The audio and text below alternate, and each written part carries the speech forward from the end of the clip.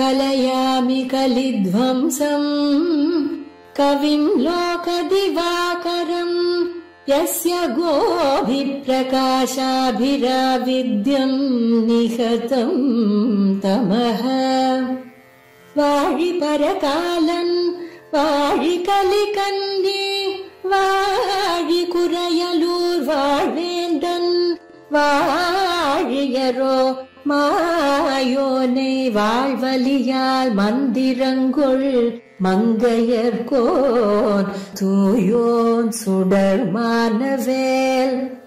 நெஞ்சுக்கிருள் கடிதீபம் அடங்கா நெடும் பிறவி நஞ்சுக்கு நல்லவமுதம் தமிழ நன்னூல் துறைகள் அஞ்சுக்கிலக்கியம் ஆரணசாரம் பரசமய பஞ்சு கனலின் பொறி பரகாலன் பனுவல்களே. எங்கள் கதியே இராமானுசமுனியே சங்கை கெடுத்தாண்ட தவராசா பொங்கு புகழ் மங்கையர் கோலீந்த மறையாயிரமனைத்தும் தங்கு மனம் நீ எனக்கு தா.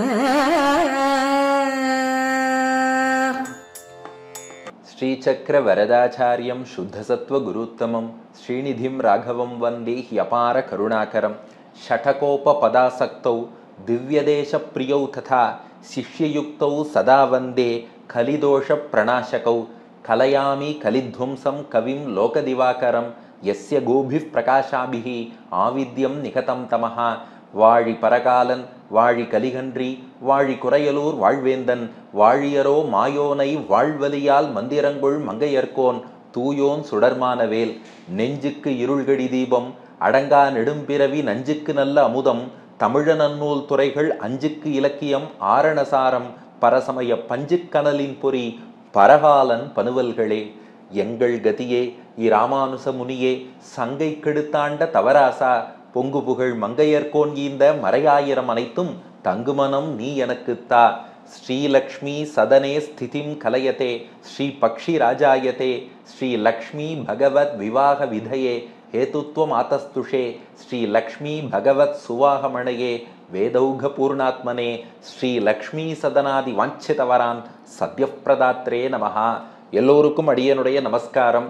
இந்த திவ்ய பிரபந்த தாரா என்ற தொடரிலே பூவோடு சேர்ந்த நாரும் மணக்கும் என்னும்படியாக பல மகான்களோடு அடியேனும் சேர்ந்து உபன்யாசம் செய்து அதிலும் திருமங்கையாழ்வார் அருளி செய்த பெரிய திருமொழியில 7ஆம் பத்தின் முதல் திருமொழி அந்த 10 பாசுரங்களை பத்தி உபன்யாசம் பண்ணி அடியேன் சொரூப உஜ்ஜீவனம் பெறும்படியான ஒரு அனுகிரகத்தை ஒரு வாய்ப்பை அருளியமைக்காக முதல்ல ஸ்ரீமத் பரமஹம்சேத்யாதி யதுகிரி யதிராஜ நாராயண ராமானுஜ ஜீயர் சுவாமி திருவடிகள்ல அடியனுடைய சொரூபானுரூபமான கிருத்தஜதா பூர்வகமான பிரணாமத்தை தெரிவித்துக் கொள்கிறேன்.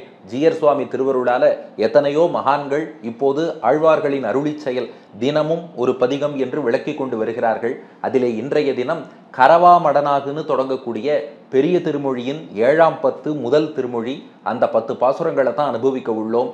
இந்த 10 பாசுரங்களுமே எங்கள் குலத்தை வாழ வைக்கும் தெய்வமாகிய நரையூர் நம்பி நம்பிக்கை நாச்சியார் திருநரையூர் என்ற திவ்ய தேசத்தில் எழுந்தருளியிருக்கும் திவ்ய தம்பதிகள் வஞ்சுளவல்லி தாயார் ஸ்ரீனிவாச பெருமாள் என்று சம்ஸ்கிருதத்திலும் அழகு தமிழ்ல நம்பிக்கை நாச்சியார் என்றும் நரையூர் நம்பி என்றும் குறிப்பிடக்கூடிய அந்த திவ்ய தம்பதியை குறித்து திருமங்கையாழ்வார் அருளிய மொத்தம் 100 பாசுரங்களிலே 10 பாசுரங்கள் அந்த 100 பாசுரங்கள் வரிசையில பார்த்தா 8வது பதிகமாக அமைந்திருக்கும்.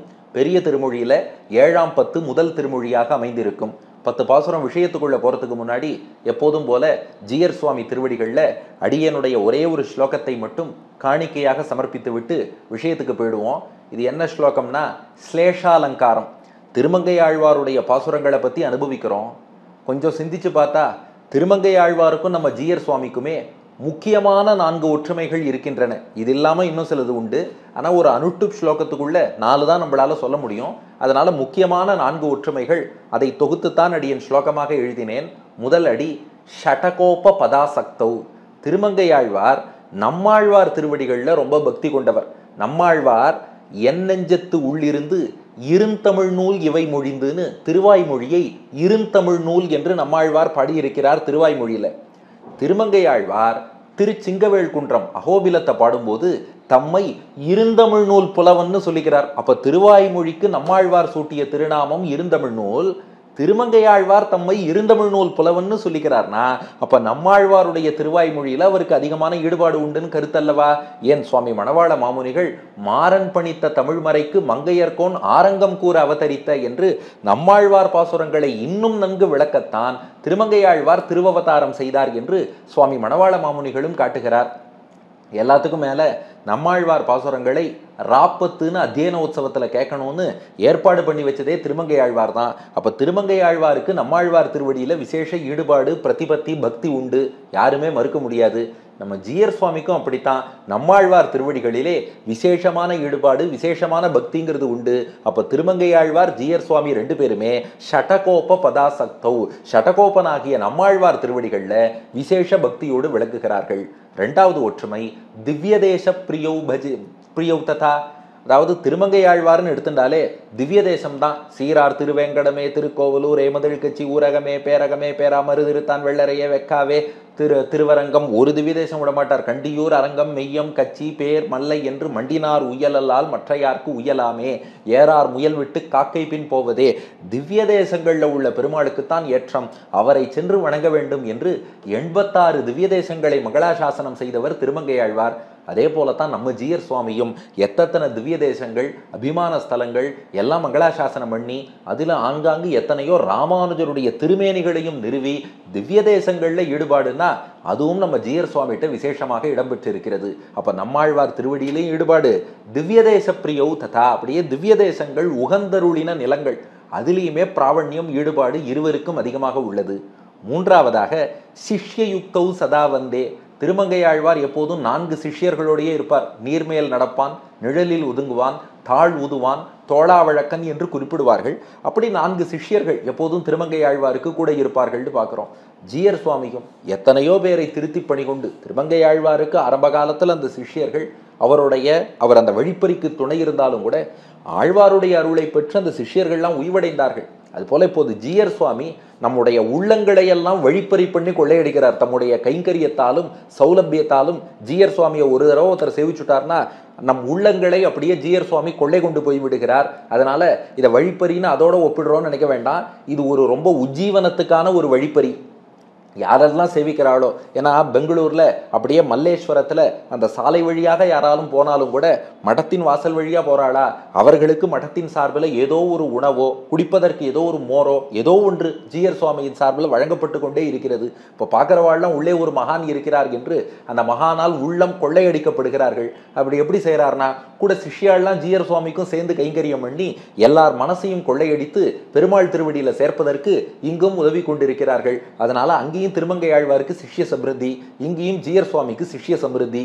இதையும் மூன்றாவதுன்னு சொல்லி ஒரு ரசோக்தியாக ரசிக்கலாம். நான்காவதாக கலிதோஷ பிரணாசகௌ.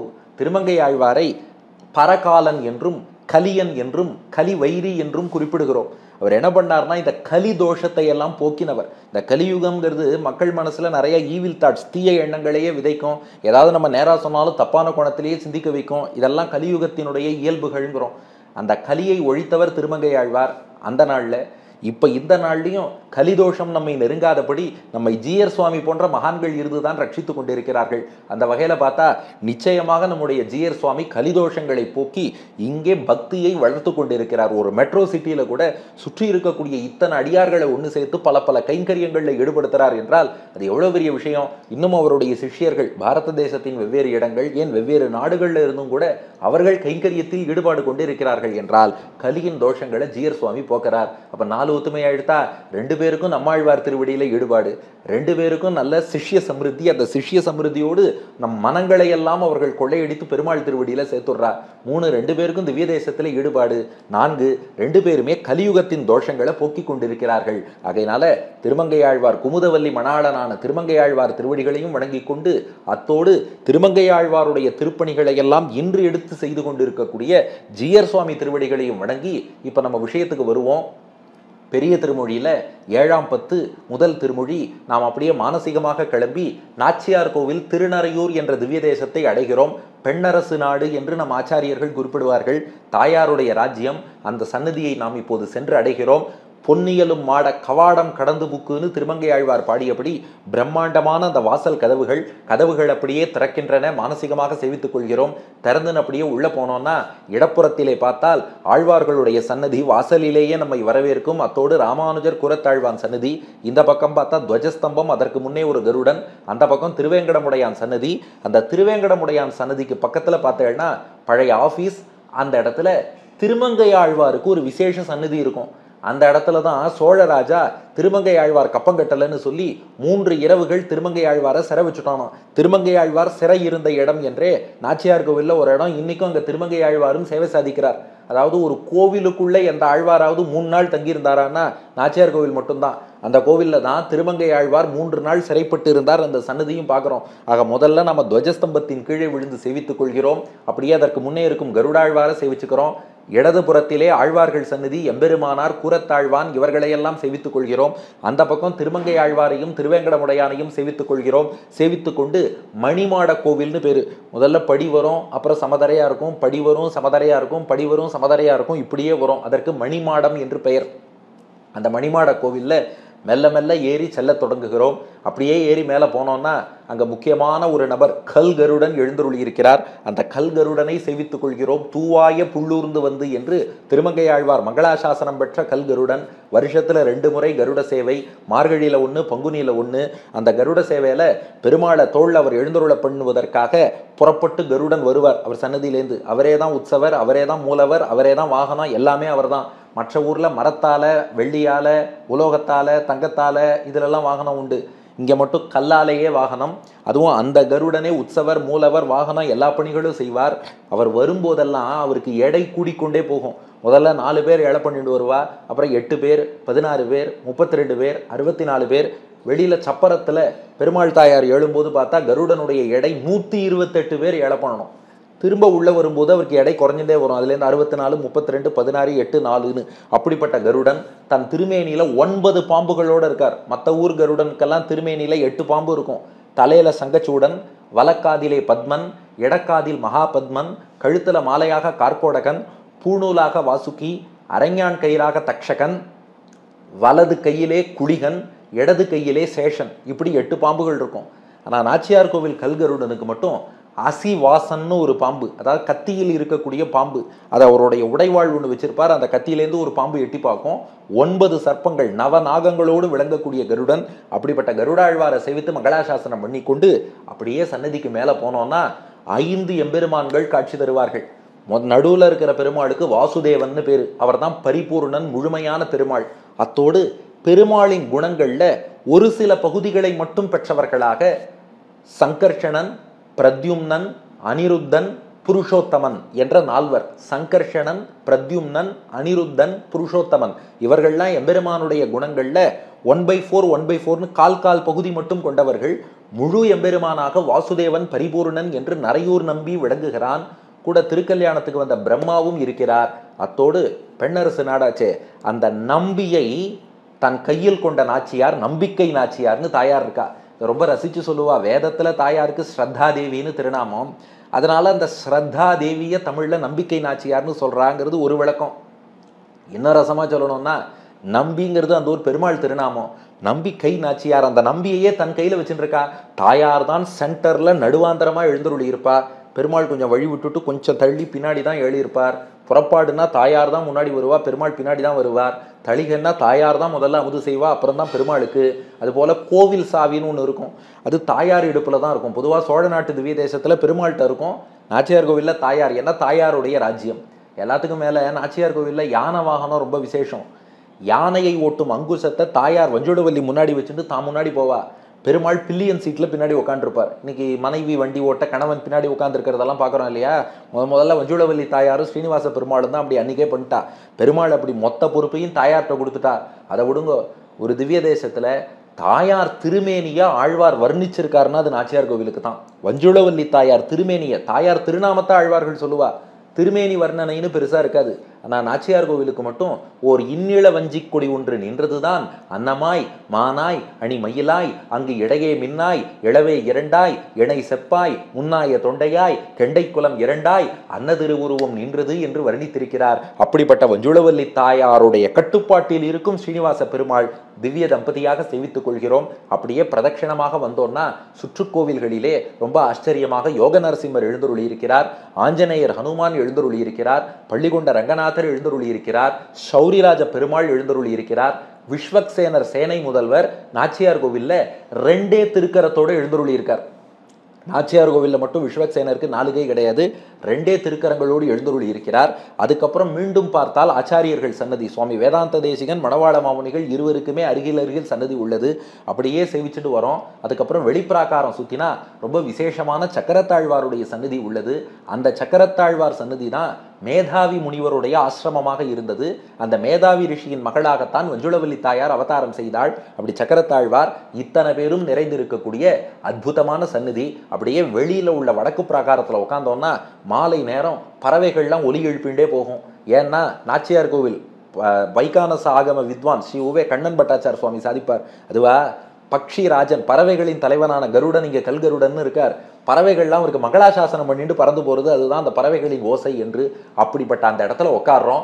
இப்போது அப்படியே இந்த பாசுரங்களை சிந்திக்க தொடங்குகிறோம். 7ஆம் பத்து முதல் திருமொழி. இப்போ திருமங்கை ஆழ்வாரும் நாச்சியார் கோவில் நம்பி முன்னாடி வந்து நிற்கிறார்.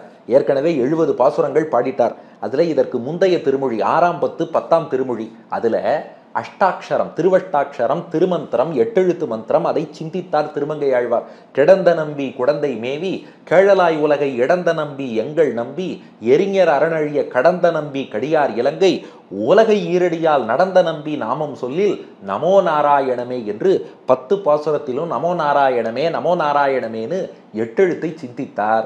அந்த 8 எழுத்து என்ன சொல்றது? இந்த ஜீவாத்மா எம்பெருமானுக்கே அடிமை, என்னை காத்துக்கொள்ளும் பொறுப்பு என்னுடையதே கிடையாது, எம்பெருமானுடையது. அடியேன் எம்பெருமானுடைய உகப்புக்காக அவனுக்கே கைங்கரியம் செய்ய வேண்டும், அதுதான் லட்சியம். கைங்கரியம் பண்ண வேண்டியது லட்சியம்.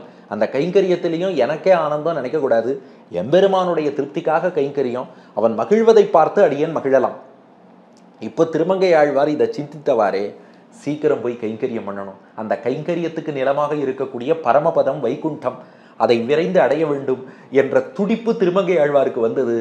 துடித்து துடித்து பெருமாள்கிட்ட கெஞ்ச ஆரம்பிச்சுட்டார். எம்பெருமானே, எப்போது வைகுந்தம் தரப்போகிறாய், எப்போது வைகுந்தம் தரப்போகிறாய்? இப்படி இங்கே என்னால் துடித்து கொண்டு சம்சாரத்தில் உலகியல் வாழ்க்கையில் இருக்க முடியல.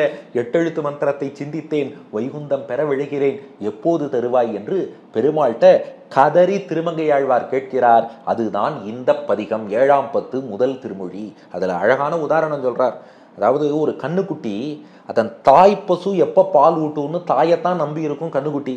அந்த தாய் பசு பால் சுரக்கலைன்னா கண்ணுக்குட்டி எப்படி வாடுமோ, எனக்கு தாய் பசுவாக இருந்து அருள் என்ற பாலை சுரக்க வேண்டிய நரையூர் நம்பி இன்னும் சுரக்காததாலே அடியேன் இப்போது கதறிக்கொண்டிருக்கிறேன். எம்பெருமானே சீக்கிரம் காத்தருள வேண்டும். அந்த கண்ணுக்குட்டி இருக்கே, அதுக்கு தாய் வந்து பால் ஊட்டினாலே ஒழிய பசி ஆறாது. இந்த கலியனுக்கும் நீ வந்து அருள் ஊட்டினாலே ஒழிய என் பசியும் தீராது என்கிறார். முதல் பாசுரம் பார்த்துருவோமா? மொத்தம் 10 பாசுரங்கள். அதிலே முதல் பாசுரம் நரையூர் நம்பியும் நம்பிக்கை நாச்சியாரும் எழுந்தருளி இருக்க திருமங்கை ஆழ்வார் விஞ்ஞாபனம் செய்கிறார். நரையூர் நம்பி திருமங்கை ஆழ்வாருக்கு மச்ச சம்ஸ்காரம் பண்ண பெருமாள் கையில் அப்படியே சங்கு சக்கரத்தை தூக்கி பிடித்தபடியே எழுந்தருளி இருக்கிறார். அவரை பார்த்து சொல்கிறார். முதல் பாசுரம், கரவா மடனாகு தன்கன்று உள்ளினார் போல் மறவாது அடியேன் உன்னையே அழைக்கின்றேன், நரவார் பொழில் சூழ் நரையூர் நின்ற நம்பி பிறவாமை எனைப்பணி எந்தை பிரானே. கரவா மட நாகு, நாகுனா பசுமாடுன்னு அர்த்தம். மட நாகு அப்படின்னா பவ்யமான நல்ல பணிவா இருக்கக்கூடிய பசுமாடுன்னு அர்த்தம். கரவா அப்படின்னா கறக்கலைன்னான்னு அர்த்தம், கறவாத பால் கறக்காதன்னு அர்த்தம். கரவா மடனாகு பால் கறக்காத பசுமாடு தன் கன்று தன்னுடைய கண்ணுக்குட்டியை உள்ளினார் போல் நினைத்தது போலே, பால் கறக்காத பசுமாடு தன் கன்றுக்குட்டியை நினைத்தது போலே மறவாது அடியேன் உன்னையே அழைக்கின்றேன், நானும் உன்னை கூப்பிடுறேன். ஆனா இப்படி அர்த்தம் சொன்னா என்ன ஆயிடுறது? பசுமாடு பால் சுரக்காத பசுமாடு கண்ணுக்குட்டியை நினைக்கிற மாதிரி நான் உன்னை நினைக்கிறேன்னு சொல்லிட்டால் திருமங்கை ஆழ்வார் பால் சுரக்காத தாய் பசு மாதிரி, பெருமாள் கன்றுக்குட்டி மாதிரின்னு ஆயிடும். இந்த பாட்டை கொஞ்சம் நல்லா கவனித்து பாருங்கள். இது வியாக்கியானத்திலேயே சுவாமி பெரியவாச்சான் பிள்ளை காட்டுகிறார். பிள்ளையமுதனார் என்பவர் இந்த பாசுரத்துக்கு அர்த்தம் சொன்னாராம். கரவா மடனாகு தன் கன்று உள்ளினார் போல், பால் சுரக்காத பசுமாடு தன் கன்று உள்ளினார் போல், தன்னுடைய கண்ணுக்குட்டியை நினைத்தது போல், மறவாது அடியேன் உன்னையே அழைக்கின்றேன், அடியேனும் உன்னை கூப்பிடுறேன்னார். அப்போ திருமங்கை ஆழ்வார் தாய்ப்பசு ஆயிடுறார், பெருமாள் கண்டுகுட்டி ஆயிடுறார். இது பொருத்தமா இல்லையே? பெருமாள் தான் தாய்ப்பசு, திருமங்கை ஆழ்வார் தான் பாலுக்காக அருளுக்காக எங்கும் கண்ணுக்குட்டி. ஆனால் பாட்டில் அது இல்லையே. கரவா மடனாகு பால் சுரக்காத பசுமாடு தன் கன்று உள்ளினார் போல், தன்னுடைய கண்ணுக்குட்டியை நினைப்பது போல்னு இருக்கே. இதான் அந்த பிள்ளையமுதனார் என்ற மகான் சிந்தித்தாராம். இது சரியா அர்த்தம் இல்லையே. அவர் கோஷ்டியில பார்த்தா பராசர பட்டர்கிட்ட காலக்ஷேபம் கேட்ட ஒரு சிஷ்யர் எழுந்துருளி இருந்தாராம். அவர்கிட்ட கேட்டாராம், இந்த பாசுரத்துக்கு பட்டர் எப்படி நிர்வாகம் செய்வார்னு. அவர் சிந்திக்காம உடனே பதில் சொன்னாராம் நேரா. அதுவா, இதை இரண்டாம் வேற்றுமை தொகையாக கொள்வர் பட்டர். எந்த இடத்துலனா, கரவா மடனாகை தன்கன்று உள்ளினார் போல், மடனாகை அந்த இடத்துல ஐ சேர்த்துக்கணும். அந்த ஐ மாறி இரண்டாம் வேற்றுமை தொகையாகி கரவா மடனாகு தன் கன்று உள்ளினார் போல்னு அடுத்து. அதனால அர்த்தத்துக்காக பிரித்து கொள்ளும் போது நாகுக்கு பக்கத்துல ஐ சேர்த்து நாகைன்னு மாத்திருங்க. கரவா மடநாகை, நாகுனா பசுமாடு, நாகைனா பசுமாட்டை, மடநாகை பவ்யமான பசுமாட்டை, கரவா மடநாகை பால் கறக்காத பவ்யமான பசுமாட்டை, தன் கன்று அதனுடைய கண்ணுக்குட்டி, உள்ளினார் போல் உள்ளுவது போலே நினைப்பது போலே, பால் கறக்காத பசுமாட்டை மடநாகை தன் கன்று உள்ளினார் போல், அதனுடைய கண்ணுக்குட்டி எப்படி நீ எப்போது பால் சுரப்பாயோ எப்போது பால் சுரப்பாயோன்னு அழைக்குமோ நினைக்குமோ, அது போலத்தான் மறவாது அடியேன் உன்னையே அழைக்கின்றேன். நரையூர் நம்பியே திருநரையூர் ஸ்ரீனிவாச பெருமாளே, மறவாது அடியேன் உன்னை மறக்கவே இல்லை. இந்த சம்சாரம் உலகியல் வாழ்க்கை இருக்கே, இது என்ன பண்றதோ இல்லையோ பெருமாளை மட்டும் மறக்க வச்சிடும். மற்றதெல்லாம் கூட நமக்கு ஞாபகம் இருக்கும், பகவத் விஷயம் மறந்து போகும்படி பண்ணும். அதுதான் சம்சாரத்தின் இயல்பு. இங்க இருந்தும் கூட மறவாது, உன்னை மறவாமல் அடியேன் உன்னையே அழைக்கின்றேன். அடியேன் உனக்கு பசு போல் இருக்கக்கூடிய, உன்னையே எதிர்பார்த்து இருக்கும் அடிமையாகிய அடியேன் உன்னையே, உன் ஒருவனையே. ஏன்னா அந்த கண்ணுக்குட்டிக்கு தாய் பசு தவிர வேறு யார் வந்தாலும் அதன் பசி ஆறாது. அது போல எனக்கும் நீ வந்து அருள் புரிந்தாலே ஒழிய எனக்கும் காரியமாகாது. அப்ப அடியேன் உன்னையே, கன்றுக்குட்டி போன்ற அடியேன், தாய்ப்பசு போன்ற உன்னையே அழைக்கின்றேன். அருள் தருவாய், அருள் துறவாய், அருள் என்னும் பாலை சுரப்பாய் என்று கேட்டு கேட்டு அழைத்து கொண்டிருக்கிறேன். நரவார் பொழில் சூழ் நரையூர் நின்ற நம்பி. நரவுன்னா தேன், நறுமணம் ரெண்டு அர்த்தமுமே சொல்லலாம். திருநரையூர் நாச்சியார் கோவிலுக்கே சுகந்தகிரின்னு பேரு, நல்ல வாசனை மிக்க ஊரான். அதனால நரவார் நறுமணமும் தேனும் நிறைந்த பொழில் சூழ் சோலைகள் சூழ்ந்த நரையூர் நின்ற நம்பி. நரையூர் நறுமணத்துக்கு பெயர் போன ஊர், அங்கே எழுந்தருளி இருக்கும் நம்பி. நம்பினா அனைத்து குணங்களும் பரிபூர்ணமாக நிரம்ப பெற்றவன் அர்த்தம். அதனாலதான் பரிபூர்ணன் என்றே அந்த ஊர்ல பெருமாளுக்கு ஒரு திருநாமம் உண்டு. சான்ஸ்கிரிட்ல பரிபூர்ணன்னு சொல்லுவா. ஏன்னா அந்த நடு பெருமாள் தான் மொத்த குணங்களோடும் வந்தவர். மற்றவர்கள் சங்கர்ஷணன், பிரத்யும்னன், அனிருத்தன், புருஷோத்தமன்லாம் ஒரு சில குணங்களை மட்டும் வெளிப்படுத்துவா. இவர் முழு குணத்தையும் வெளிப்படுத்தக்கூடிய பெருமாள்னு ஸ்தல புராணத்திலே நாம் பார்க்கிறோம். அப்படிப்பட்ட நம்பி அனைத்து குணங்களும் நிறைந்தவனே, பிறவாமை எனைப்பணி எந்தை பிரானே. பிறவாமை, இனி பிறக்காத நிலை, வைகுந்தம் போய் உனக்கு கைங்கரியம் பண்ணக்கூடிய நிலை, எனை பணி, அந்த நிலையிலே அடியனை நீ பணிக்க வேண்டும், ஈடுபடுத்த வேண்டும், மோட்சத்தை தர வேண்டும். அந்த பிறவாமைக்கு என்ன வழினா பெரியவாச்சான் பிள்ளை வியாக்கியானம் பண்றார், உன்னை மறவாமை. பெருமாளை மறக்கிறதும் பிறக்கிறதும் ஒன்றும். எம்பெருமான் தான் அடைய வேண்டிய லட்சியம், அதை அடைவிக்கும் வழியும் எம்பெருமான் தான். இதை மறந்துட்டோம்னா பிறக்க வேண்டிதான். ஆனால் அவன் தான் லட்சியம், அடைவிக்கும் வழியும் அவன் தான். இதை மறக்காம இருந்துட்டோம்னா எப்படியும் அவன் நம்மளை காப்பாத்திடுவான், பிறக்க வேண்டாம். அப்போ மறவாமை தான் பிறவாமை, பிறவாமை தான் மறவாமை. பிறவாமை, நான் இனி பிறக்கக்கூடாது, அதுக்கு என்ன வழின்னா உன்னை என்னைக்கு நான் மறந்துடக்கூடாது. அதனால அந்த மறவாத நிலை, நீதான் அடைய வேண்டிய இலக்கு, அதை அடைவிக்கும் வழியும் நீதான் என்ற அந்த உறுதியை, அந்த உறுதியான நினைப்பை என்ன பண்ணணும், எனை பணி. அதை கூட நீ தான்ப்பா கொடுக்கணும். அடியேனுக்கா இதெல்லாம் வளர்த்துக்க தெரியாது, நீயா பார்த்து கொடுத்தாதான் உண்டு. எனை பணி எந்தை பிரானே, நீ எனக்கு கொடுத்து தான் ஆகணும். ஏன்னா எந்தை, எனக்கு தந்தையாக என்னை போஷிக்க வேண்டியவன் என்ற கடமை உனக்கு இருக்கு. பிரானே, உனக்கு கருணையும் இருக்கு. பிரான்னா பேருதவி செய்பவன் அர்த்தம். அப்போ எனக்கு தந்தை என்ற உறவு, உறவுக்காக அருள் புரியணும், கடமை இருக்கு. பிரான் கருணை இருக்கு, பல உதவிகள் செய்யக்கூடியவன் தான் நீ. ஆகையினால அடியேனை ரட்சித்தருள வேண்டும், அடியனுக்கு பெறவாத நிலை மோட்சத்தை தர வேண்டும் என்று முதல் பாசுரத்திலே வேண்டினார் திருமங்கையாழ்வார். பால் சுரக்காத தன் தாய் பசுவை அதன் கன்றுக்குட்டி நினைப்பது போல உன்னையே அடியேன் மறவாமல் நினைத்து கொண்டிருக்கிறேன். அதனால நரையூர் நம்பியே பெறவா நிலையை தர வேண்டும், உன்னை மறவா நிலையை தர வேண்டும், பிறவிப்பிணியை போக்கி முக்தி அருள வேண்டும் நார். உடனே பெருமாள் நரையூர் நம்பி திருமங்கையாழ்வாரை பார்த்து சொன்னாராம், அழ்வீர் நீர் பாடினதெல்லாம் சரிதான், மோட்சம் தரலாம் தான் எனக்கும் ஆசை. ஆனால் என்ன ஒன்றுன்னா நிறைய பாபம் பண்ணி வச்சிருக்கீரே, இத்தனை பாபத்தை மீறி எப்படி உமக்கு மோட்சம் கொடுக்கறது அப்படின்னு கேட்டாராம் பெருமாள். அதுக்கு திருமங்கையாழ்வார் பதில் சொல்றார், அடியன் பாபம் பண்ணலன்னு சொல்லவே இல்லை, நிறைய பாபம் பண்ணியிருக்கேன், இருந்துட்டு போகிறது உனக்கு ஒரு பெரிய விஷயமாப்பா, என் பாபத்தை போக்குவதெல்லாம் உனக்கு ஒரு விஷயமா? நரையூர் நம்பி எம்பெருமானே நீ எப்படிப்பட்டவன் என்றால், பிரளய காலம் ஊழி காலத்தில் இந்த உலகத்தில் உள்ள அத்தனை வெள்ளம் கடலையும் அத்தனை மலைகளையும் விழுந்து வயத்துக்குள்ள வச்சவன் தானே. நான் மலைகளவு கடலளவு எவ்வளோ பாபம் பண்ணியிருந்தாலும் பாபத்தை ஒன்னால விழுங்க முடியாதா? அந்த பாபத்தை போக்க முடியாதா? நீ எப்பேற்பட்டவன்? அதாவது பிரளய காலத்தில் பிரளய ஜலம்ங்கிறது சூழும், அது வேற வாட்டர். ஆனால் கடல் நீரெல்லாம் மொத்தமாக பெருமாள் விழுங்கிடுவார், மலைகளெல்லாம் விழுங்கிடுவார், உலகத்தெல்லாம் விழுங்கிடுவார். எல்லாத்தையும் விழுங்கித்தானே ஆலமா மரத்தின் நிலை மேல் ஒரு பாலகனாய் ஞாலமெழும் உண்டான்னு சொல்லி எல்லாத்தையும் உண்டு தானே வயத்துக்குள்ளே வச்சுட்டு இருக்க.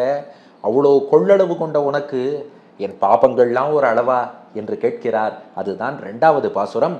வற்றா முதுநீரோடு மால்வரை ஏழும் துற்றாக முன் துற்றிய தொல் புகழோனே, அற்றேன் அடியேன் உன்னையே அழைக்கின்றேன், பெற்றேன் அருள் தந்திடு எந்தை பிரானே. நீ என்ன செய்தாய்? பிரளய காலம் ஊழிக்காலம் வந்தபோது எல்லாரையும் ரட்சிக்க வேண்டும் என்று நினைத்தாய். அந்த பிரளய ஜலத்துல ஒரு சின்ன ஜந்து, ஒரு சின்ன பிராணி கூட மூழ்கி அதனால் பாதிப்புக்கு உள்ளாகக்கூடாது, அழியக்கூடாதுங்கிறதுக்காக அத்தனை பேரையும் விழுங்கி உன் திருவயிற்றில் வைத்து காத்தாயே. எத்தனை விழுங்கின? வற்றா முதுநீரோடு மொத்த கடல்களையும் விழுங்கி விட்டாய். அதுவும் எப்பேற்பட்ட கடல்? வற்றா, வற்றவே வற்றாது. கடலை மட்டும் சொல்லுவா, நம்ம எவ்வளவுதான் நீர் எடுத்து இறைச்சாலும் கடல் வற்றாது என்பார்கள். விசேஷமா ஒரு சில இடங்கள்ல வேணா அகஸ்தியர் போன்றோர் வற்ற செய்தார்கள் என்று ஒரு சில வரலாறுகள் உண்டே ஒழிய ஜெனரல் ரூல் என்ன? கடல் வற்றாது. ஆனா நீ என்ன பண்ணா, வற்றாத அந்த கடல், முதுநீர் என்று கடலுக்கு பெயர், முதன்மையான நீர். வற்றா முதுநீரோடு அந்த முது நீராகிய அந்த கடல் ஒட்டுமொத்த கடல்களையும் எடுத்து மால்வரை ஏழும், வரைனா மலை, மால்வரை பெரிய மலைகள், ஏழும் 7 குலப்பர்வதங்கள் என்று சொல்வார்கள். அந்த 7 குலப்பர்வதங்கள் தான் பூமியை நன்றாக நிலை பெறச் செய்யுமா. அப்போ பூமியில் இருக்கக்கூடிய மொத்த கடல்களையும் மால்வரை ஏழும்னு சொல்லக்கூடிய குலப்பர்வதங்களாகிய 7 மலைகளையும் எப்படி விழுங்கினா, துற்றாக, துற்றுனா ஒரு கவளம்னு அர்த்தம். ஒரு கைப்பிடி உணவு, ஒரு வாய் சாப்பிட்றதுன்னு சொல்லுவோம் இல்லையா, குழந்தைக்கெல்லாம் சாப்பாடு ஊட்டும்போது இன்னும் ஒரு வாய்ப்பா, இந்த ஒரு வாய் சாப்பிடுங்கிறோம் இல்லையா, அந்த ஒரு கவளம் சாப்பிட்றதா நினச்சிட்டு மொத்த வற்றா முதுநீரோடு மால்வரை ஏழும் துற்றாக எல்லா கடல் எல்லா மலை மொத்தமாக ஒரு வாய் அப்படியே தூக்கி உள்ளே போட்டுண்டா முடிஞ்சு போச்சு. இது ஆங்கிலத்தில் போலஸ்ன்னு சொல்லுவா. நம்ம சாப்பிட்ற உணவுங்கிறது வட்ட வடிவத்தில் பந்து வடிவத்தில் போலஸ் என்று மாறி அப்படியே நம்முடைய அந்த டைஜஸ்டிவ் ட்ராக்குக்குள்ளே இறங்கும்பா. உனக்கு ஒரு போலஸ் என்னென்னா அப்படியே மொத்தமாக தூக்கி போட்டுக்கிறது தான், மொத்த பிரபஞ்சமும் தான். அப்படியெல்லாம் விழுங்க தெரிஞ்ச உனக்கு என் பாப்பத்தை போக்குவது என்னப்பா பெரிய விஷயம்? வற்றா முதுநீரோடு மால்வரை ஏழும் துற்றாக ஒரு பிடி உணவாக கருதி முன் துற்றிய, முன் பிரளய காலத்திலே, துற்றியன்னா விழுங்கியன்னு அர்த்தம், மொத்தமாக விழுங்கிய தொல் புகழோனே, தொன்மையான, அதாவது தொடக்க காலமே சொல்ல முடியாதபடி நீடித்து இருக்கக்கூடிய நீண்ட காலமான புகழோனே, கீர்த்தி புகழ் மிக்கவனே. என்ன புகழ்னா, எவ்வளோ பெரிய மலையா இருந்தாலும் விழுங்குற மாதிரி, எவ்வளோ பெரிய பாபமா இருந்தாலும் பகவான் போக்குவான், அவ்வளோ பெரிய கடலையே வற்ற செய்த மாதிரி நம் பாபக்கடலையும் வற்ற செய்வான் என்று பெயர் பெற்ற தொல் புகழோனே. இவ்வளோ கீர்த்தி புகழ வச்சுண்டு இல்லை என்னால் காக்க முடியாதுன்னு நீ பேசலாமா? அப்படிப்பட்ட தொல் புகழோனே, உங்ககிட்ட எல்லா குணங்களும் இருக்கு, கருணை இருக்கு, சக்தி இருக்கு, ஞானம் இருக்கு, வாத்சல்யம், சௌஷீல்யம், சௌலபியம், சுவாமித்துவம் எல்லாம் குறையில்லாம இருக்கு. ஆனால் இப்போ அடியேன் எப்படி இருக்கேன் தெரியுமா? அற்றேன் அடியேன் உன்னையே அழைக்கின்றேன். அற்றேன், ஆனால் அடியேனோ கைமுதலே இல்லாமல் உனக்கே அற்று தீர்ந்தவனாக ஆகிவிட்டேன். அற்றேன், உனக்குத்தான் உரியவன், உன்னை தவிர வேறு கதியே கிடையாது என்ற நிலையில் இருக்கிறேன். அற்றேன் அடியேன், உனக்கு மட்டுமே அடியவன், உன்னை தவிர வேறு யாருக்குமே அடியவன் அல்லேன், உனக்குத்தான் அடியவன் என்ற நிலையில் இருக்கிறேன். அதனால உன்னையே அழைக்கின்றேன், உன்னை மட்டுமே அழைக்கின்றேன், என்னாலலாம் என்னை காப்பாற்றிக்க முடியாது, அது தெரிஞ்சு போச்சு. ஏன்னா உனக்குன்னு அற்று தீர்ந்தவன் என்கிட்ட கைமுதல் இல்லை, அடியேன் உனக்குத்தான் அடியவன், உன்னையே அழைக்கின்றேன், உன்னை கூப்பிடுறேன். அப்போ ரெண்டு பக்கமும் நினச்சிப்பாரு, இங்கே அடியன்ட்ட கைமுதலே இல்லை, பாபங்கள் நிறைய பண்ணி வச்சுட்டேன், எப்படி போக்கிக்கிறதுன்னு தெரியல. உனக்கோ மலையையும் விழுங்கலாம், கடலையும் வற்ற செய்யலாம், உனக்கு அது விஷயமே இல்லை. அப்படி இருக்கும்போது அற்றேன் அடியேன் உன்னையே அழைக்கின்றேன், உன்னை கூப்பிடும்போது நீ காப்பாற்ற மாட்டேன்னு சொல்லலாமா? பெற்றேன்னார். இந்த இடத்துல பெற்றேன் என்றால் என்னன்னா, இதுக்கு பெரியவாச்சான் பிள்ளை ரொம்ப அழகாக வியாக்கியானம் பண்றார். பெரும் பேறு பெற்றேன், பெரும் பாக்கியம் பெற்றேன்கிறாராம் ஆழ்வார். அது என்ன பாக்கியம்னா, இவ்வளோ பாப்பம் இருக்கோ இல்லையோ, என் பாப்பத்தை நானே போக்கிக்கிறேன்னு நினச்சிட்டேன்னா அது பெரிய தப்பு இல்லை. என் பாப்பத்தை பகவான் தான் போக்க வேண்டும், அவன் நிச்சயம் போக்குவான்கிற உறுதி பெற்றேனே, அதுதான் பெரும் பேறு பெற்றேன். அப்போ பேறு பெற்றேன், என்ன பேறு பெற்றேன்னா நிச்சயம் பகவான் ரட்சிப்பான்கிற நம்பிக்கை. அந்த நம்பிக்கை தான் அவ்வளோ எளிதில் யாருக்கும் வரவே வராது. அந்த நம்பிக்கை இல்லாமல் தானே நாமளே அல்லாடின்னு இருக்கோம். ஆனால் மகா விஸ்வாசம் அடியனுக்கு வந்து விட்டது. பெற்றேன், பெரும் பேறு, பெரும் பாக்கியம், நீ எப்படியும் என்னை காப்பாய், நீதான் ரட்சகன் என்ற உறுதி என்ற பெரிய பாக்கியத்தை பெற்றுவிட்டேன். இப்போ உறுதி என்கிட்ட இருக்கு, கைமுதல் எதுவும் இல்லை, சக்தி உங்ககிட்ட இருக்கு. இப்போ என்ன பண்ணணும்? மேலே நடத்த வேண்டியதை நீதான்ப்பா பண்ணணும். இனி நான் பண்ண ஒன்றும் இல்லை, பெற்றேன், அருள் தந்திடு, அதனால நீதான்ப்பா அருள் புரிய வேண்டும். அருள் தந்திடு எந்தை பிரானே, எந்தையாக இருப்பவனே, என் தந்தையாக இருப்பவனே, அருள வேண்டிய கடமை உனக்கு இருக்கு. பிரானே, கருணையோடு உதவிகள் செய்பவனே, கருணையும் இருக்கு, கடமையும் இருக்கு, கருணையும் இருக்கு, ஞானமும் இருக்கு, சக்தியும் இருக்கு, சௌலபிய சௌஷீல்யமும் இருக்கு. இங்கேயோ ஒண்ணுமே இல்லை, நீ காப்பாற்றுவேங்கிற நம்பிக்கை தான் இருக்கு. அதனால அருள் தந்திடு எந்தை பிரானே, சீக்கிரமாக ரட்சிக்க வேண்டும். அப்ப ரெண்டாம் பாட்டுல அடி எட்ட பாப்பங்கள் நிறையா இருக்குன்னு யோசிக்காத. எவ்வளோ பாப்பமா இருந்தாலும் மலையை விழுங்கின நீ, கடலையே வற்ற செய்து விழுங்கிய நீ, என் பாப்பத்தை போக்கும் சக்தி இல்லைன்னு சொல்ல முடியாது, நீ தான் கத்தின்னு வந்துட்டேன், ரட்சிக்க வேண்டும்னு பிரார்த்தித்தார் திருமங்கை ஆழ்வார். பெருமாள் பார்த்தாராம், திருமங்கை ஆழ்வாரே, இவ்வளவு நேரம் உங்ககிட்டேருந்து பாசுரத்தை வாங்கறதுக்காகத்தான் இவ்வளோ பேசிட்டு இருந்தேன், உம்மை ரட்சிக்காம யாரை ரட்சிக்க போறேன்? பூமியிலே பல பல திவ்ய தேசங்கள்ல எழுந்துருளி இருக்கேனே, அத்தனை யாருக்காக தெரியுமா? பெருமாள் சொன்னாராம், திருமங்கை ஆழ்வாரே, கலியனே, பரகாலனே, உமக்காகத்தான் தர். திருமங்கை ஆழ்வார் ஒருவரை ரட்சிப்பதற்காகத்தான், எப்படியாவது இவரை திருத்தி பணி கொண்டு ஆழ்வாராக்கி இவருக்கு மோட்சம் கொடுக்கணும், இதற்காகத்தான் பூமியிலே இத்தனை திவ்ய தேசங்களை நோக்கி வந்தேன். வைகுண்டத்திலேருந்து பெருமாள் புறப்பட்டாராம், எப்படியாவது திருமங்கை ஆழ்வாரை ரட்சித்து நம்ம திருவடியில சேர்த்துக்கணும். அதுக்கு என்ன வழி? வைகுண்டத்திலேருந்து நேரா இந்த பூலோகத்துல குதிச்சு அது ரொம்ப லாங் ஜம்பா போயிடும். அதனால என்ன பண்ணாராம், திருப்பார்கடல்ல வந்து பள்ளி கொண்டாராம். அதுக்கப்புறம் அங்கிருந்து பூமிக்கு வரணும்னாலும் கொஞ்சம் மேடான இடமா வந்துட்டா அங்கிருந்து சுற்றி எந்தெந்த இடம்லாம் நன்னா இருக்குன்னு பார்த்துட்டு அதுக்கப்புறம் மற்ற இடங்கள்ல கோவில் கொள்ளலாம். அதனால திருப்பார்கடல்லேருந்து இறங்கி திருமலைக்கு வந்தாராம், திருவேங்கடத்துக்கு. திருவேங்கடத்திலேருந்து அப்படியே சுற்றி முற்றி பார்த்து திருக்கோட்டியூரை தேர்ந்தெடுத்து அங்கே வந்து எழுந்தருளினாராம். திருக்கோட்டியூர்ல இருந்தாலும் ரொம்ப தூரமா இருக்கு, இவரோ திருவாலி திருநகரி, வரத்துக்கு கஷ்டமா இருக்கும்னு அதுக்கப்புறம் திருநறையூருக்கு வந்து எழுந்தருளி திருமங்கை ஆழ்வாருக்கு பஞ்சசம்ஸ்காரம் பண்ணி வச்சு ஆச்சாரியனாகி இன்னும் கையில் அதே சங்கு சக்கரத்தை ஏந்தி கொண்டுதவர், திருமங்கை ஆழ்வாருக்காகவே இந்த சங்கு சக்கரத்தை ஏந்தினேன் என்று இன்றளவும் காட்டிக்கொண்டு இருக்கிறேன் பாருன்னா. திருமங்கை ஆழ்வார் உருகி போயிட்டார். மூணாவது பாசுரம் பாடுகிறார், எம்பெருமானே, நீ அடி எனக்கு எவ்வளோ பெரிய அனுகிரகம் பண்ணியிருக்க, இவ்வளவு நேரமாக அதை புரிந்து கொள்ளாமல் இருந்து விட்டேன். உன் அருளே அருள், உன் அனுகிரகமே அனுகிரகம் எனக்கு பண்ணியிருக்கியே.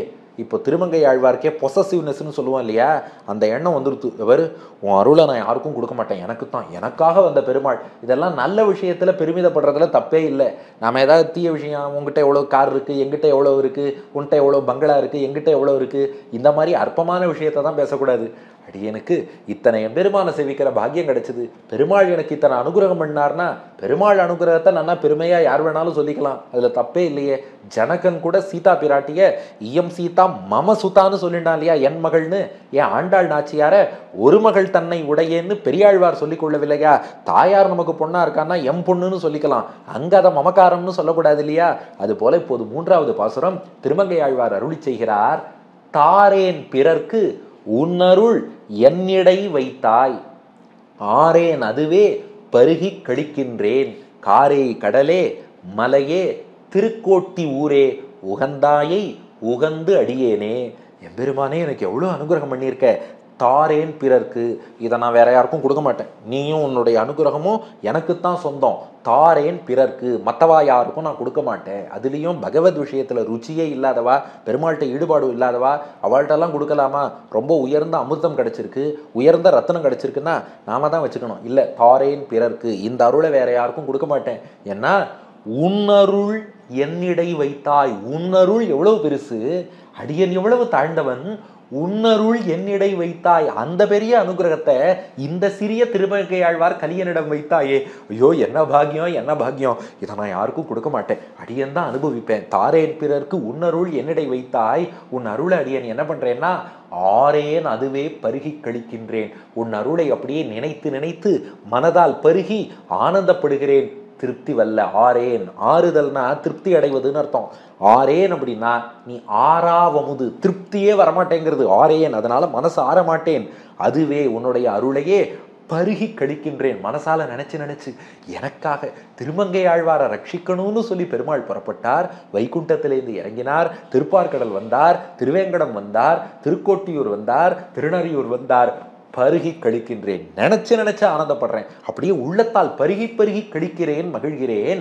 எங்கெங்க? காரை கடலே, மேகங்கள் படிந்திருக்கக்கூடிய கடலான திருப்பார்கடலே, மலையே, திருவேங்கடம் என்ற மலை, திருக்கோட்டி ஊரே, அங்கிருந்து திருக்கோட்டியூர், உகந்தாயை, அப்படியெல்லாம் உகந்தருளின நிலங்கள் என்ற திவ்ய தேசத்திலே உகந்து எழுந்தருளினாயே. இப்ப என் முன்னே நரையூர் நம்பியாக இருக்கிறாயே, உன்னை உகந்து அடியேனே, உன்னை உகந்து உன்னை நினைத்து மகிழ்ந்து அடியேனே அடியேனும் உன்னுடைய அந்த அருளையே மறவாமல் ஆறாமல் திருப்தியே பெறவாமல் மீண்டும் மீண்டும் பருகி அனுபவித்துக் கொண்டே இருக்கிறேன். அதனால இந்த அனுகிரகத்தெல்லாம் நான் யாருக்கும் கொடுக்க மாட்டேன்ப்பா. எனக்காக நீ வந்திருக்கிறாய். எனக்காக திருப்பார்கடல், அங்கிருந்து திருவேங்கடம், அங்கிருந்து திருக்கோட்டியூர், அங்கிருந்து திருநறையூர்னு உகந்து அன்போடு வந்து எழுந்தருளினாயே. இந்த அருளை நினைத்து நினைத்து நினைத்து நினைத்து மனசு ஆறாமல் திருப்தி அடையாமல் அடியேன் மகிழ்ந்து கொண்டே இருக்கிறேன். இப்படி வந்த எம்பெருமானே, இவ்வளவெல்லாம் பண்ணிட்டேன், மேற்கொண்டு அடியனுக்கு மோட்சமும் தர வேண்டாமா என்று கேட்டாராம் திருமங்கையாழ்வார். பெருமாள் பார்த்தாராம், ஒரு விஷயத்தை விட்டுட்டு இருந்தார் திருமங்கையாழ்வார்கிட்ட. என்னன்னு கேட்டார் திருமங்கையாழ்வார். இந்த இடங்கள்ல மட்டும்தான் வந்து கோவில் கொண்டேனா, இன்னொரு கோவில் இருக்குன்னார். திருமங்கையாழ்வார் பார்த்தார், எந்த ஒரு பாடலை, ஏதாவது திவ்ய தேசம் விட்டு போயிடுதா, எல்லாம் பார்த்தார். அப்போ பெருமாள் பதில் சொன்னாராம், அந்த திவ்ய தேசம் எல்லாம் நிறைய பாடியாச்சு, நீர் பாடினது 86 திவ்ய தேசம், அதெல்லாம் இருக்கட்டும், 87ஆவதா ஒன்று இருக்குன்னார்.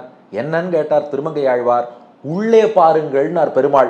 திருமங்கை ஆழ்வாருடைய திருவுள்ளத்தை ஒரு திவ்ய தேசமாக்கி உள்ள வந்து பெருமாள் எழுந்தருளி இருக்காராம். உள்ளே பார்த்தார் திருமங்கை ஆழ்வார், என் உள்ளத்துக்குள் கோவில் கொண்டு விட்டாயே, இந்த ஊருக்கெல்லாம் அர்ச்சக சுவாமி மந்திரம் சொல்லி உன்னை அப்படி கோவில்ல ஆவாகனம் பண்ணி எழுந்தருளை பண்றா, அதுக்கு சம்பிரோக்ஷணம் எல்லாம் பண்றா. நான் சம்பிரோக்ஷணமும் பண்ணல, ஒண்ணும் பண்ணல, எதுக்கு வந்தேன்னா ஒரே ஒரு முறை பெருமாள் திருநாமத்தை திருமங்கை ஆழ்வார் உச்சரித்தாராம். அந்த நாமத்தை உச்சரித்ததற்காகவே அவர் திருவுள்ளத்துல கோவில் கொண்டானாம். அந்த சௌஷீல்யம், சௌலபியம், அந்த எளிமை நீர்மையை எண்ணி உருகி 4ஆம் பாசுரம் போக போக அந்த உருக்கம் எப்படி அதிகரிக்கிறது பாருங்க. 4வது பாசுரத்தில் பாடுகிறார், இவ்வளவு தூரம் கோவில் வரைக்கும் தான் வந்தாய் என்று நினைத்து கொண்டிருந்தேன், உள்ளத்துக்கே வந்தாயே, புல்வாய் பிளந்த புனிதா என்று அழைக்க உள்ளே நின்று என் உள்ளம் குளிரும் ஒருவா கழ்வா கடல் மல்லை கிடந்த கரும்பே வள்ளால் உன்னை எங்கனம் நான் மறக்கேனே. எம்பெருமானை பார்த்து சொல்கிறார், நான் ஒண்ணுமே சொல்லல, பகாசுரனை வதம் பண்ணின கண்ணபிரானேன்னு சொன்னேன் ஒரே ஒரு தடவை. புல் வாய், புல் என்றால் பறவை, கொக்கு வடிவில் வந்த பகாசுரன். புல் வாய், அந்த கொக்கின் வாயை பிளந்து கிழித்து வதம் செய்த புனிதா, புனிதன் ரொம்ப தூய்மையானவன். கொக்கு வாயை பிளக்கிறதுல என்ன தூய்மை இருக்குன்னா, அதுக்கு பெரியவாச்சார் பிள்ளை வியாக்கியானம், அடியார்களுக்கு ஒரு கஷ்டம் வந்ததுன்னா இன்னொருத்தர் கையில காட்டி கொடுத்து நீ அந்த கஷ்டத்தை போக்குன்னு சொல்ல மாட்டானோ. எப்படி பகாசுரன் வந்து ஆயர் சிறுவர்களை துன்புறுத்த வந்த போது கண்ணன் தானே தன் கையால் அவனை கிழித்தானோ, அவருக்கு மெயின் டார்கெட் கிருஷ்ணன்கிறது வேற விஷயம், இருந்தாலும் எல்லா ஆயர் சிறுவர்களுக்குமே அவன் தீங்கிழைக்கத்தான் வந்திருக்கான். அப்ப பக்தனுக்கு ஒரு தீங்குன்னா இன்னொருத்தங்கையில காட்டி விடாம தன் கையால கிழிக்கிறான் இல்லையா, அதுதான் தூய்மை. நல்ல ஒரு சீனியர் சர்ஜனா இருக்காருன்னா, அவருக்கு ரொம்ப வேண்டிய பேஷண்ட் வராருன்னா ஜூனியர் டாக்டரை விட்டு ஆபரேஷன் பண்ண சொல்லாம சீனியர் டாக்டரே வந்து ஆபரேஷன் பண்ணாதானே சிறப்பு. அதுபோல இந்த பகாசுரனுக்கெல்லாம் ஆபரேஷன் பண்ணணும்னா பெருமாளே நேரா வந்து பண்றார். அதான் புல்வாய் பிளந்த புனிதா, அதுதான் எம்பெருமானுடைய தூய்மை. புல்வாய் பிளந்த புனிதா என்று அழைக்க அடியன் ஒரே ஒரு முறை கூப்பிட்டேன். அப்பா எம்பெருமானே, பகாசுரன் வாயை பிளந்த புனிதனான கண்ணனே என்று அழைக்க ஒரே ஒரு முறை கூப்பிட்டேன். அதுவுமே மனசு ஈடுபட்டு கூப்பிட்டேன் நான்லாம் தெரியாது. ஏதோ வாயார மெக்கானிக்கல் சாண்டிங் நாமெல்லாம் சொல்கிறோம் பாருங்க. ஆழ்வார் பாசுரம் நாம் இங்கே சேவிச்சுட்டு இருப்போம். மனசு பார்த்தா அது அமெரிக்காவுக்கும் ஆஸ்திரேலியாவுக்கும் அப்படியே ஊசலாடின்னு இருக்கோம். அதுக்காக அப்படி இருக்கணும்னு அர்த்தம் இல்லை. நல்லா ஈடுபட்டு தான் சேவிக்கணும். என்ன பண்ணுறது, நமக்கு அந்த பக்குவம் வரமாட்டேங்கிறது. ஆழ்வார் சாதிக்கிறார், ஏதோ அப்படித்தான் கூப்பிட்டேன் பெருமாளை. ஆனால் கூப்பிட்டவாறே என்ன செய்தா என்றால் உள்ளே நின்று, அதுக்கப்புறம் தான் புதுசா உள்ள வருதுன்னு இல்லை, ஏற்கனவே உள்ளிருந்து காத்துக்கொண்டு எப்போது இவன் நம் நாமத்தை சொல்ல போகிறான் என்று எதிர்பார்த்து கொண்டிருந்து உள்ளே இருந்து எனக்கு உள்ளேயே காத்து கொண்டிருந்து அந்த திருநாமத்தை சொன்னவாறே என் உள்ளம் குளிரும் ஒருவா. என் உள்ளமெல்லாம் குளிரும்படி. எப்படி குளிர்ந்ததுன்னா வவ்வலிடும்படிங்கிறார் பெரியவாச்சான் பிள்ளை வியாக்கியானத்துல. இப்ப வவ்வலிடுதல்னா என்ன அர்த்தம்னு ஒரு கேள்வி வரும். அதான் ஆங்கிலத்துல டீத் சாட்டரிங்கிறான். குள்ள குளிரன்னு திருப்பாவையில் ஆண்டாள் பாடியிருக்கா இல்லையா, இந்த டீத் சாட்டரிங்க்கு தான் வவ்வலிடுதல்னு பேரும். மார்கழி மாசத்துல 3:30 மணிக்கு கார்த்தால சில்லுன்னு பச்சை தண்ணியில குளிச்சோம்னா பல்லெல்லாம் படப்பட படப்பட படப்படன்னு அடிக்கும் இல்லையா, அந்த குளிர்ச்சி. திடீர்னு புல்வாய்ப்பிழந்த புனிதாங்கிறார் திருமங்கை ஆழ்வார். உள்ளே எழுந்தருளி இருக்கும் எம்பெருமான் அப்படியே அவருக்கு ஒரு குளிர்ச்சியை கொடுத்தானா. இந்த உலகியல் வாழ்க்கை சம்சார தாபம் தாங்கலன்ட்டு தான் பெருமாள்கிட்ட வந்தார். இப்ப எம்பெருமான் என்ன பண்ணிட்டானா, அவர் அப்படியே குளிர்வித்து, ரொம்ப ஏசி ஜாஸ்தியானா படப்பட படப்படப்படான்னு பல்லு எப்படி அடிச்சுக்குமோ, குளிர்ந்த நீரில் நீராடினால் எப்படி வவ்வலிடுமோ, அந்த அளவுக்கு அவருக்கு குளிர்ச்சியை கொடுத்துட்டானா. உள்ளே நின்று என் உள்ளம் குளிரும் ஒருவா. ஒருவான்னா யாரோ ஒருவன் இல்லை, ஒப்பற்ற ஒருவன் அர்த்தம். இவனை போல யார் அனுகிரகம் பண்ண முடியும்? வைகுந்தத்திலேருந்து திருப்பார்கடல் வந்தான், திருப்பார்கடல்லேருந்து திருவேங்கடம் வந்தான், திருவேங்கடத்திலிருந்து திருக்கோட்டியூர், திருக்கோட்டியூரிலிருந்து திருநறையூர், திருநறையூரிலிருந்து திருமங்கையாழ்வாருடைய திருவுள்ளம் வரை வந்த ஒருவா, ஒப்பற்ற ஒருவனே. ஒரு முறை புல்வாய் பிளந்த புனிதான் உன் நாமத்தை சொன்னதற்காக அதையே ஒரு சாக்காக வைத்துக்கொண்டு என் உள்ளத்திலே வந்து குளிரக்கூடிய ஒருவா. கள்வான்னார். பொதுவாக கள்வன்னா திருடன்னு அர்த்தம். ஆனால் இந்த இடத்துல பெரியவாச்சான் பிள்ளை வியாக்கியானம் கள்வன் அப்படின்னா புரிந்து கொள்ள முடியாதவன். ஏன்னா திருடனும் எங்கே போகிறாரு என்ன பண்ணுறாரு யாராலையும் புரிஞ்சுக்க முடியாது. எம்பெருமானும் அப்படித்தான். இவர் எங்கே எப்போ என்ன பண்ணுறாருன்னு புரிஞ்சுக்கவே முடியல. திடீர்னு உள்ளத்துக்குள்ளே வந்துடுறார், உள்ளத்தையே திருடின்னு போயிடுறார். அதனால கள்வா. கடல் மல்லை கிடந்த கரும்பே. திருக்கடல் மல்லை மகாபலிபுரம் என்ற திவ்ய தேசத்திலே ஸ்தலசயன பெருமாளாக பள்ளி கொண்டிருக்கக்கூடிய கடல் மல்லை கிடந்த கரும்பே. ஏன் கரும்பு என்று அழைக்கிறார்னா, இதுக்கும் பெரியவாச்சான் பிள்ளை அற்புதமா வியாக்கியானம் பண்றார். கரும்பை கையால பிடிச்சி நெருக்கி அழுத்த அழுத்த அதிலிருந்து இன்னும் சுவையான சாறு வந்துட்டே இருக்கும். அது போலத்தான் எம்பெருமானோ கிட்டக்க போய் இன்னும் நல்லா நெருங்கி அனுபவிக்க அனுபவிக்க சுவை கூடிக்கொண்டே போகுமே ஒழிய குறையவே குறையாது. அதனால கடல் மல்லை கிடந்த கரும்பே. கள்வா, உன்னை புரிஞ்சுக்கவே முடியல. கடல் மல்லை கிடந்த கரும்பே, திருக்கடல் மல்லையில் பள்ளி கொண்டவனே, கரும்பு போல் இனிமை கூடிக்கொண்டே போகிறவனே, வள்ளால் உன்னை எங்கனம் நான் மறக்கேனே. வள்ளால், வள்ளலேன்னார். என்ன வள்ளல்னா, பகவான் மனசு வச்சு அவனை காட்டி கொடுத்தா மட்டும்தான் நம்மால் அவனை அறிய முடியும்.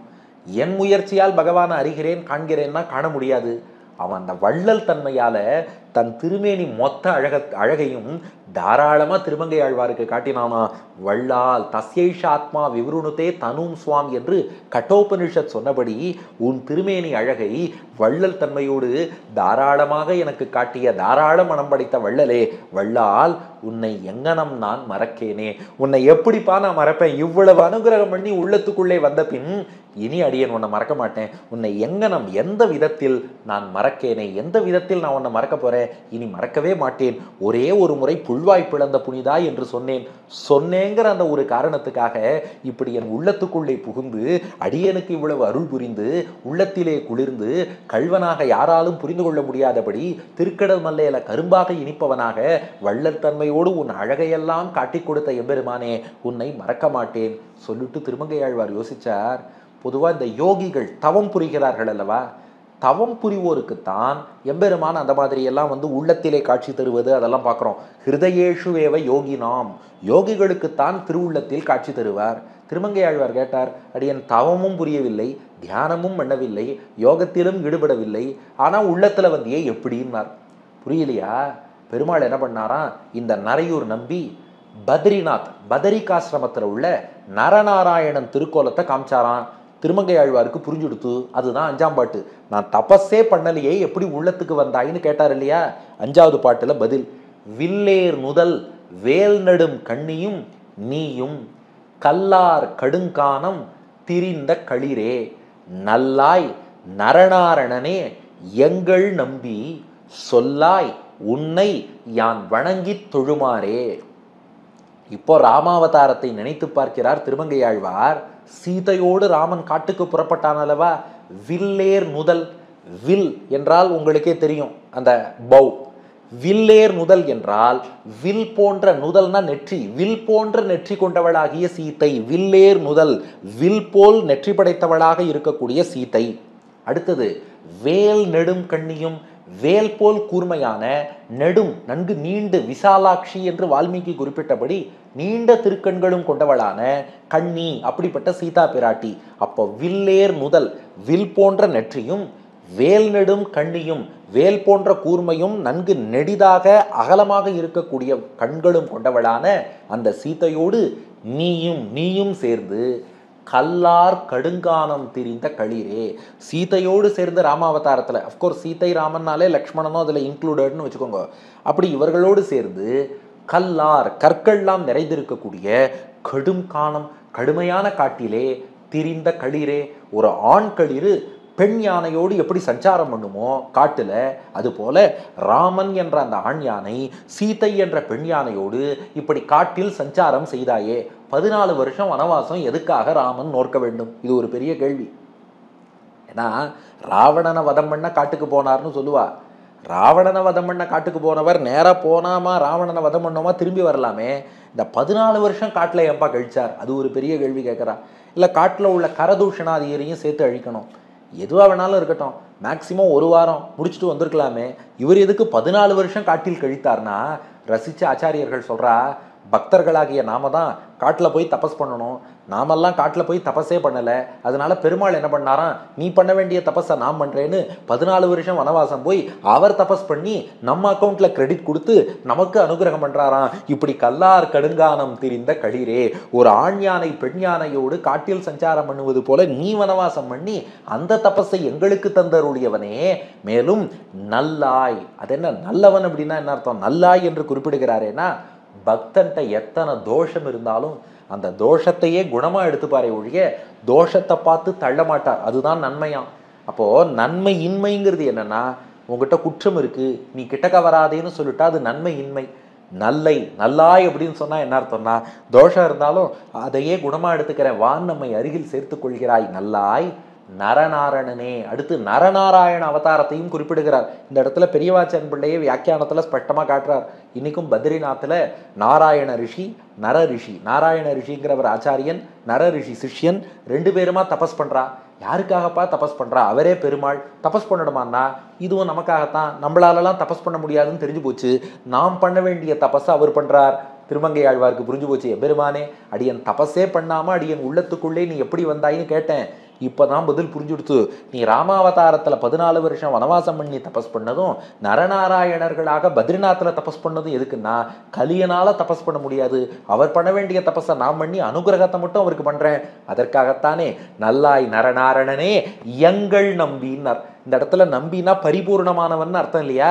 அதுக்கு பாருங்க பெரியவாச்சான் பிள்ளை வியாக்கியானத்தை, நாங்கள்லாம் குறைவாளர்களாக இருக்கிறோம், நீ நம்பி நிறைவு அனைத்தும் பூரணமாக கொண்டவனாக இருக்கிறாய், உன் நிறைவை கொண்டு எங்கள் குறைகளை நிரப்புகிறாய், உன் தபஸை கொண்டு எங்களுக்கு அனுகிரகம் பண்ணுகிறாய், நீ யோகம் பண்ணி எங்கள் உள்ளத்தில் வந்து எழுந்தருள்கிறாய். அப்போ எங்கள் நம்பி எங்களுக்காக உன்னுடைய பூர்ணத்துவத்தை எங்களிடத்திலே இட்டு எங்கள் குறைகளை நிரப்புகிறாய். எப்படி ராமாவதாரத்தில் மலைகளை கொண்டு கடலில் இட்டு பாலம் கட்டினானோ, கடலில் பள்ளம் ஏற்படுத்தியாச்சு, அதில் மலைகளை இட்டால் பாலம் வருது. அதுபோல் நாமெல்லாம் பள்ளம் போல இருக்கோம், அவன் குணங்கள் மலைகள் போல இருக்கு.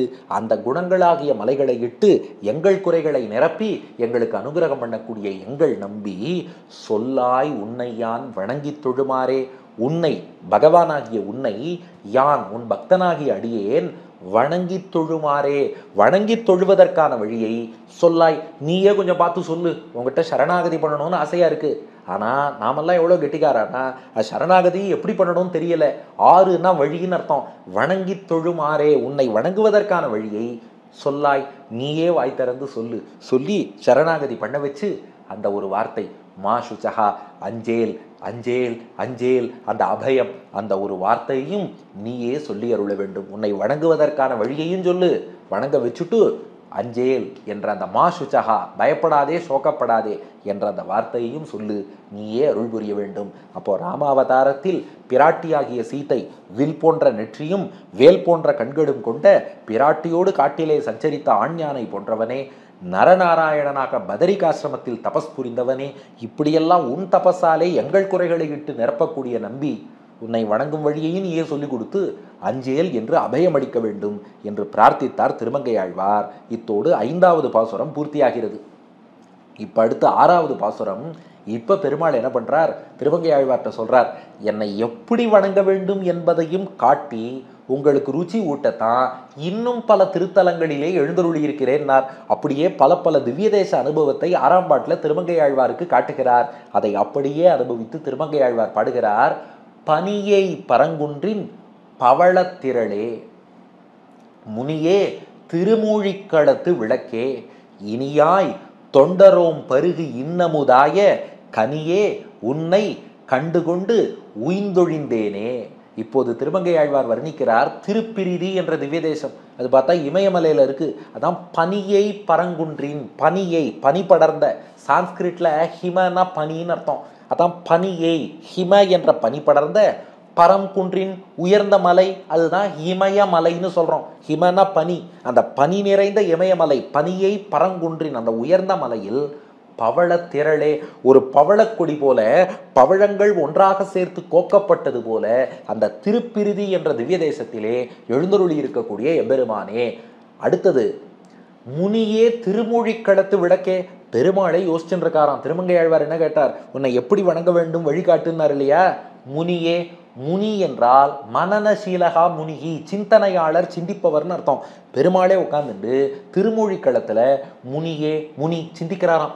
எப்படி எல்லாரையும் திருத்துவது, நம் திருவடிகளில் விழுந்து சரணாகதி பண்ணி வைப்பதற்கு என்ன வழி. இப்போ திருமங்கையாழ்வார்னு ஒருத்தர் கிடைச்சிருக்கார், அவரை விட்டுறக்கூடாது, அவரை ரட்சிக்கணும்.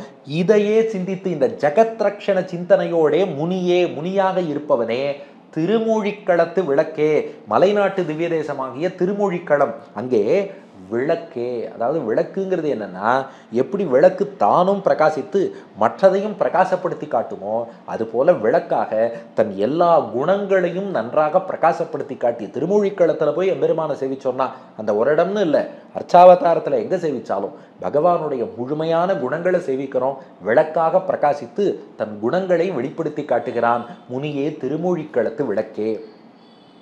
அடுத்து இனியாய் தொண்டரோம் பருகின் அமுதாய கனியே, இனியாய் மிக மிக இனிமையாக இருப்பவனே. அதாவது பகவானுடைய இனிமைங்கிறது இருக்கே, அவனை இனிமையை உடையவன்னு சொல்லக்கூடாது. இனியாய் நீயே இனிமைப்பா. அது என்ன பெருமாள்னு ஒருத்தர், அவருக்கு இனிமை இல்லை. இனியாய் நீயே இனிப்பாக இருக்கிறாய். இனியாய் தொண்டரோம் பருகு இன்னமுதாய கனியே. அது மட்டும் இல்லை, அமுதம் போல் இனிக்கக்கூடிய கனியாகவும் நீ இருக்கிறாய். உன்னை அடியார்களான நாங்கள், அவனே கதின்னு பற்றி இருக்கக்கூடிய அடியார்களான நாங்கள் அல்லவோ அனுபவிக்கிறோம். அப்போ தொண்டரோம், உன் தொண்டர்களாகிய நாங்கள் பருகு, அப்படியே சாற்றை பருகக்கூடிய, அந்த ஜூஸை பருகுறதுன்னு சொல்றோம் இல்லையா, அப்படி சாற்றை பருகக்கூடிய அமுதாய கனியே, அமுதச்சாற்றை உள்ளே கொண்டு இருக்கக்கூடிய கனி போல் இனிப்பவனே. இனியாய் தொண்டரோம் பருகின் அமுதாய கனியே, உன்னை கண்டு கொண்டு, இப்படி இத்தனை இடங்களிலே நீ எழுந்தருளி இருப்பதையெல்லாம் கண்டு உய்ந்தொழிந்தேனே. உய்ந்தேன் என்றால் உஜ்ஜீவனம் பெற்றேன், பெருவாழ்வு பெற்றேன். இனி இத்தனை இடத்துல நீ இருக்கேன்னா உன்னை கட்டியமாக பிடிச்சிக்கிறேன். அடி எனக்கு நல்லது இது கெட்டது இது, சரணாகதி எப்படி பண்ணணும் பண்ணக்கூடாது, பக்தி யோகம்னா என்ன, எதுவும் தெரியாது. ஆனால் நீ இருக்கன்னு தெரிஞ்சு போச்சு இல்லையா, நீ இனிக்கிறாய்னு தெரிஞ்சு போச்சு இல்லையா, எங்களை பற்றி நினைக்கிறாய்னு தெரிஞ்சு போச்சு இல்லையா. அது இருக்கும்போது நேரம் உங்ககிட்ட விழுந்துடுறேன், எதுவோ நீ பார்த்து செஞ்சு கொடு. அப்போ இனி பிறவி என்பது எனக்கு கிடையாது, உய்வு பெற்றேன், உஜ்ஜீவனம் பெற்றேன். அதைத்தான் 6ஆம் பாட்டில் தெரிவிக்கிறார். திருப்பிரிதியிலே நீ ஒரு பவளக்கொடியாக காட்சி தருகிறாய். திருமூழிக்களத்திலே விளக்காக பிரகாசித்து எங்களை எப்படி காப்பது என்பதை சிந்திக்கிறாய். மிகவும் இனிமையாக அடியார்கள் பருகும் அமுத கனியாகவும் இருக்கிறாய். உன்னை கண்டு கொண்டேன், உன்னை புரிந்து கொண்டேன், அதனால் உஜ்ஜீவனம் பெற்றேன் என்றார் திருமங்கையாழ்வார். பெருமாள் பார்த்தார், அப்படின்னா தொடர்ந்து இடைவிடாது என்னை தியானித்து பக்தி யோகத்தில் ஈடுபட்டு மோட்சம் வரலாமா? ஒரு பவுன்சர் போடுற மாதிரி பெருமாள் நடுவில் கேட்டார். தியானம் பண்ணி மோட்சம் வரீரா அப்படின்னார். திருமங்கையாழ்வார் பார்த்தார், வேற கத்தியே இல்லைன்ட்டேன், அடியனாலெல்லாம் பக்தி யோகம்னு இடைவிடாது தியானிக்க முடியாது, இன்னொருத்தர் காலையும் விழ முடியாது.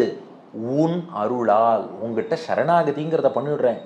எப்படி காக்கணும் உனக்கு தெரியும், உன் அருளால் நீ காப்பாத்தி கொடு. 7ஆம் பாட்டிலே சரணாகதி செய்கிறார். கதியேல் இல்லை நின் அருள் அல்லது எனக்கு, நிதியே திருநீர்மலை நித்தில தொத்தே, பதியே பரவித்தொழும் தொண்டர் தமக்கு கதியே, உன்னை கண்டுகொண்டு உய்ந்தொழிந்தேனே. எம்பெருமானே, திடீர்னு வேற ஏதாவது அதை பண்ணுவியா இதை பண்ணுவியா, தயவு செஞ்சு என்கிட்ட அப்படிலாம் கேட்டுவிடாத. கதியேல் வேறு கதி என்றால் இல்லை, எனக்கு கிடையவே கிடையாது. உன்னை விட்டால் எனக்கு வேறு கதியே கிடையாது, புகழே கிடையாது. கதியேல் இல்லை, வேறு எங்கேயும் போக முடியாம கை கூப்பின்னு வந்துட்டேன் இல்லையா. நின் அருள் அல்லது எனக்கு, அதுவும் உன் அருளால் தான். உங்ககிட்ட வந்துட்டேன்னா உன்னை தியானிச்சு என் முயற்சியால பக்தி யோகம் மோட்சம் போவேன்னு அர்த்தம் இல்லை. நின் அருள் அல்லது எனக்கு, உன் அருளால் நீதான் என்னை காக்க வேண்டும். சரணம்னு திருவடியில விழுந்துட்டேன். நிதியே எனக்கு செல்வமாக நிதியாக இருப்பவனே, திருநீர்மலை நித்தில தொத்தே. நித்திலம்னா முத்துன்னு அர்த்தம், தொத்துன்னா மாலைன்னு அர்த்தம். திருநீர்மலை திவ்ய தேசத்துல ஆச்சரியமாக முத்து மாலை போல் எழுந்தருளி இருக்கிறாயே. ஒரு மாலையில பல முத்துகள் கோத்தது போல திருநீர்மலையில சேவிச்சோன்னா கீழே பார்த்தா நின்ற பெருமாள் அவர் நாச்சியார் கோவில் ஸ்ரீனிவாசனை நினைவூட்டுகிறார். அப்படியே மேலே போனா மாணிக்க சயனத்தில் எழுந்தருளி இருக்கக்கூடிய பெருமாள் அவரோ திருவரங்கத்திலே கோவில் கொண்டிருக்கக்கூடிய மாணிக்க சயனத்தில் பள்ளி கொண்டிருக்கக்கூடிய ரங்கநாதன், அவர் திருக்குடந்தையில் பள்ளி கொண்டிருக்கக்கூடிய ஆறாவமுதாழ்வானை நினைவூட்டுகிறார்.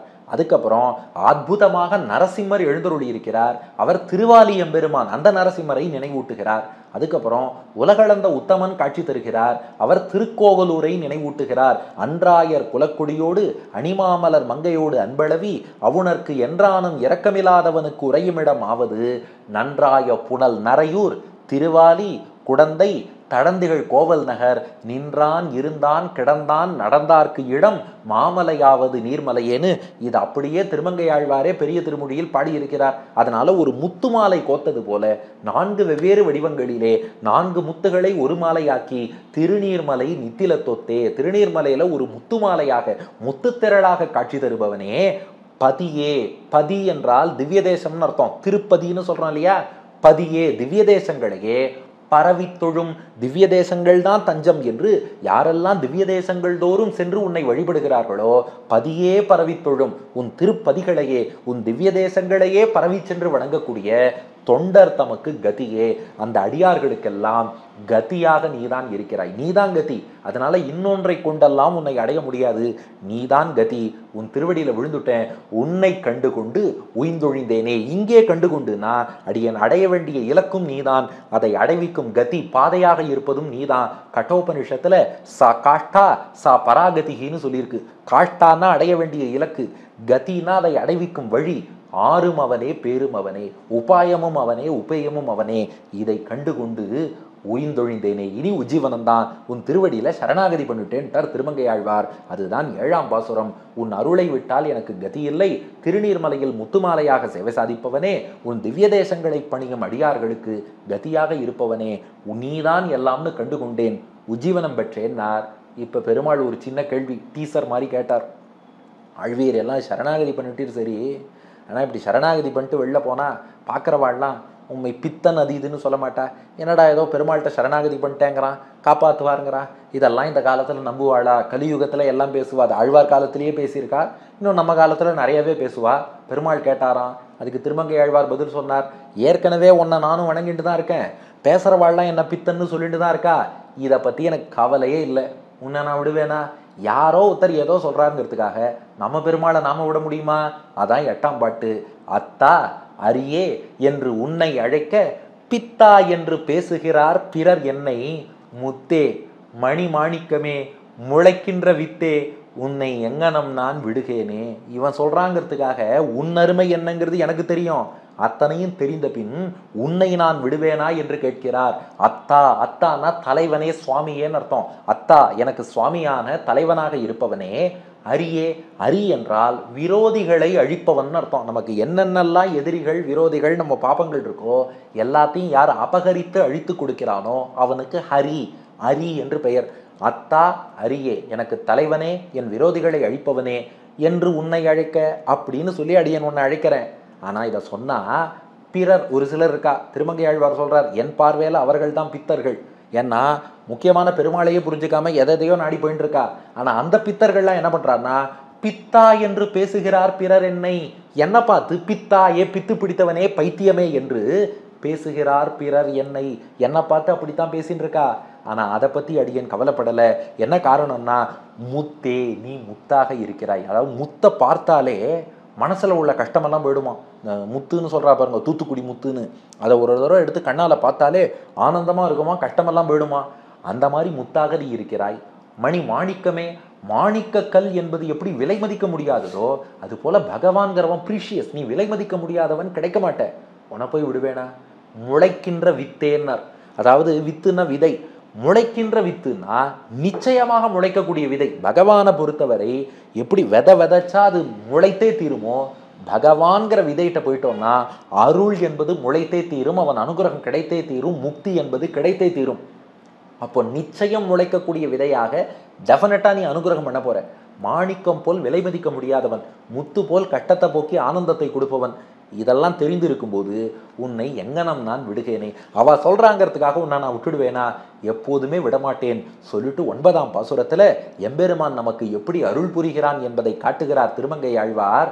தூயாய் சுடர்மா மதி போல் உயிர்க்கெல்லாம் தாயாய் அளிக்கின்ற தன் தாமரை கண்ணா, ஆயா அலை நீர் உலகேழும் முன் உண்ட வாயா, உன்னை எங்கனம் நான் மறக்கேனே.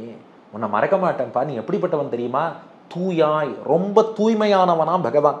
அது என்ன தூய்மை அப்படின்னா, தனக்கு ஏதாவது ஒரு கைங்கரியம் பண்ணவா, பக்தியில ஈடுபட்டவா அனுகூலர், அவா ஒரு கோட்டி.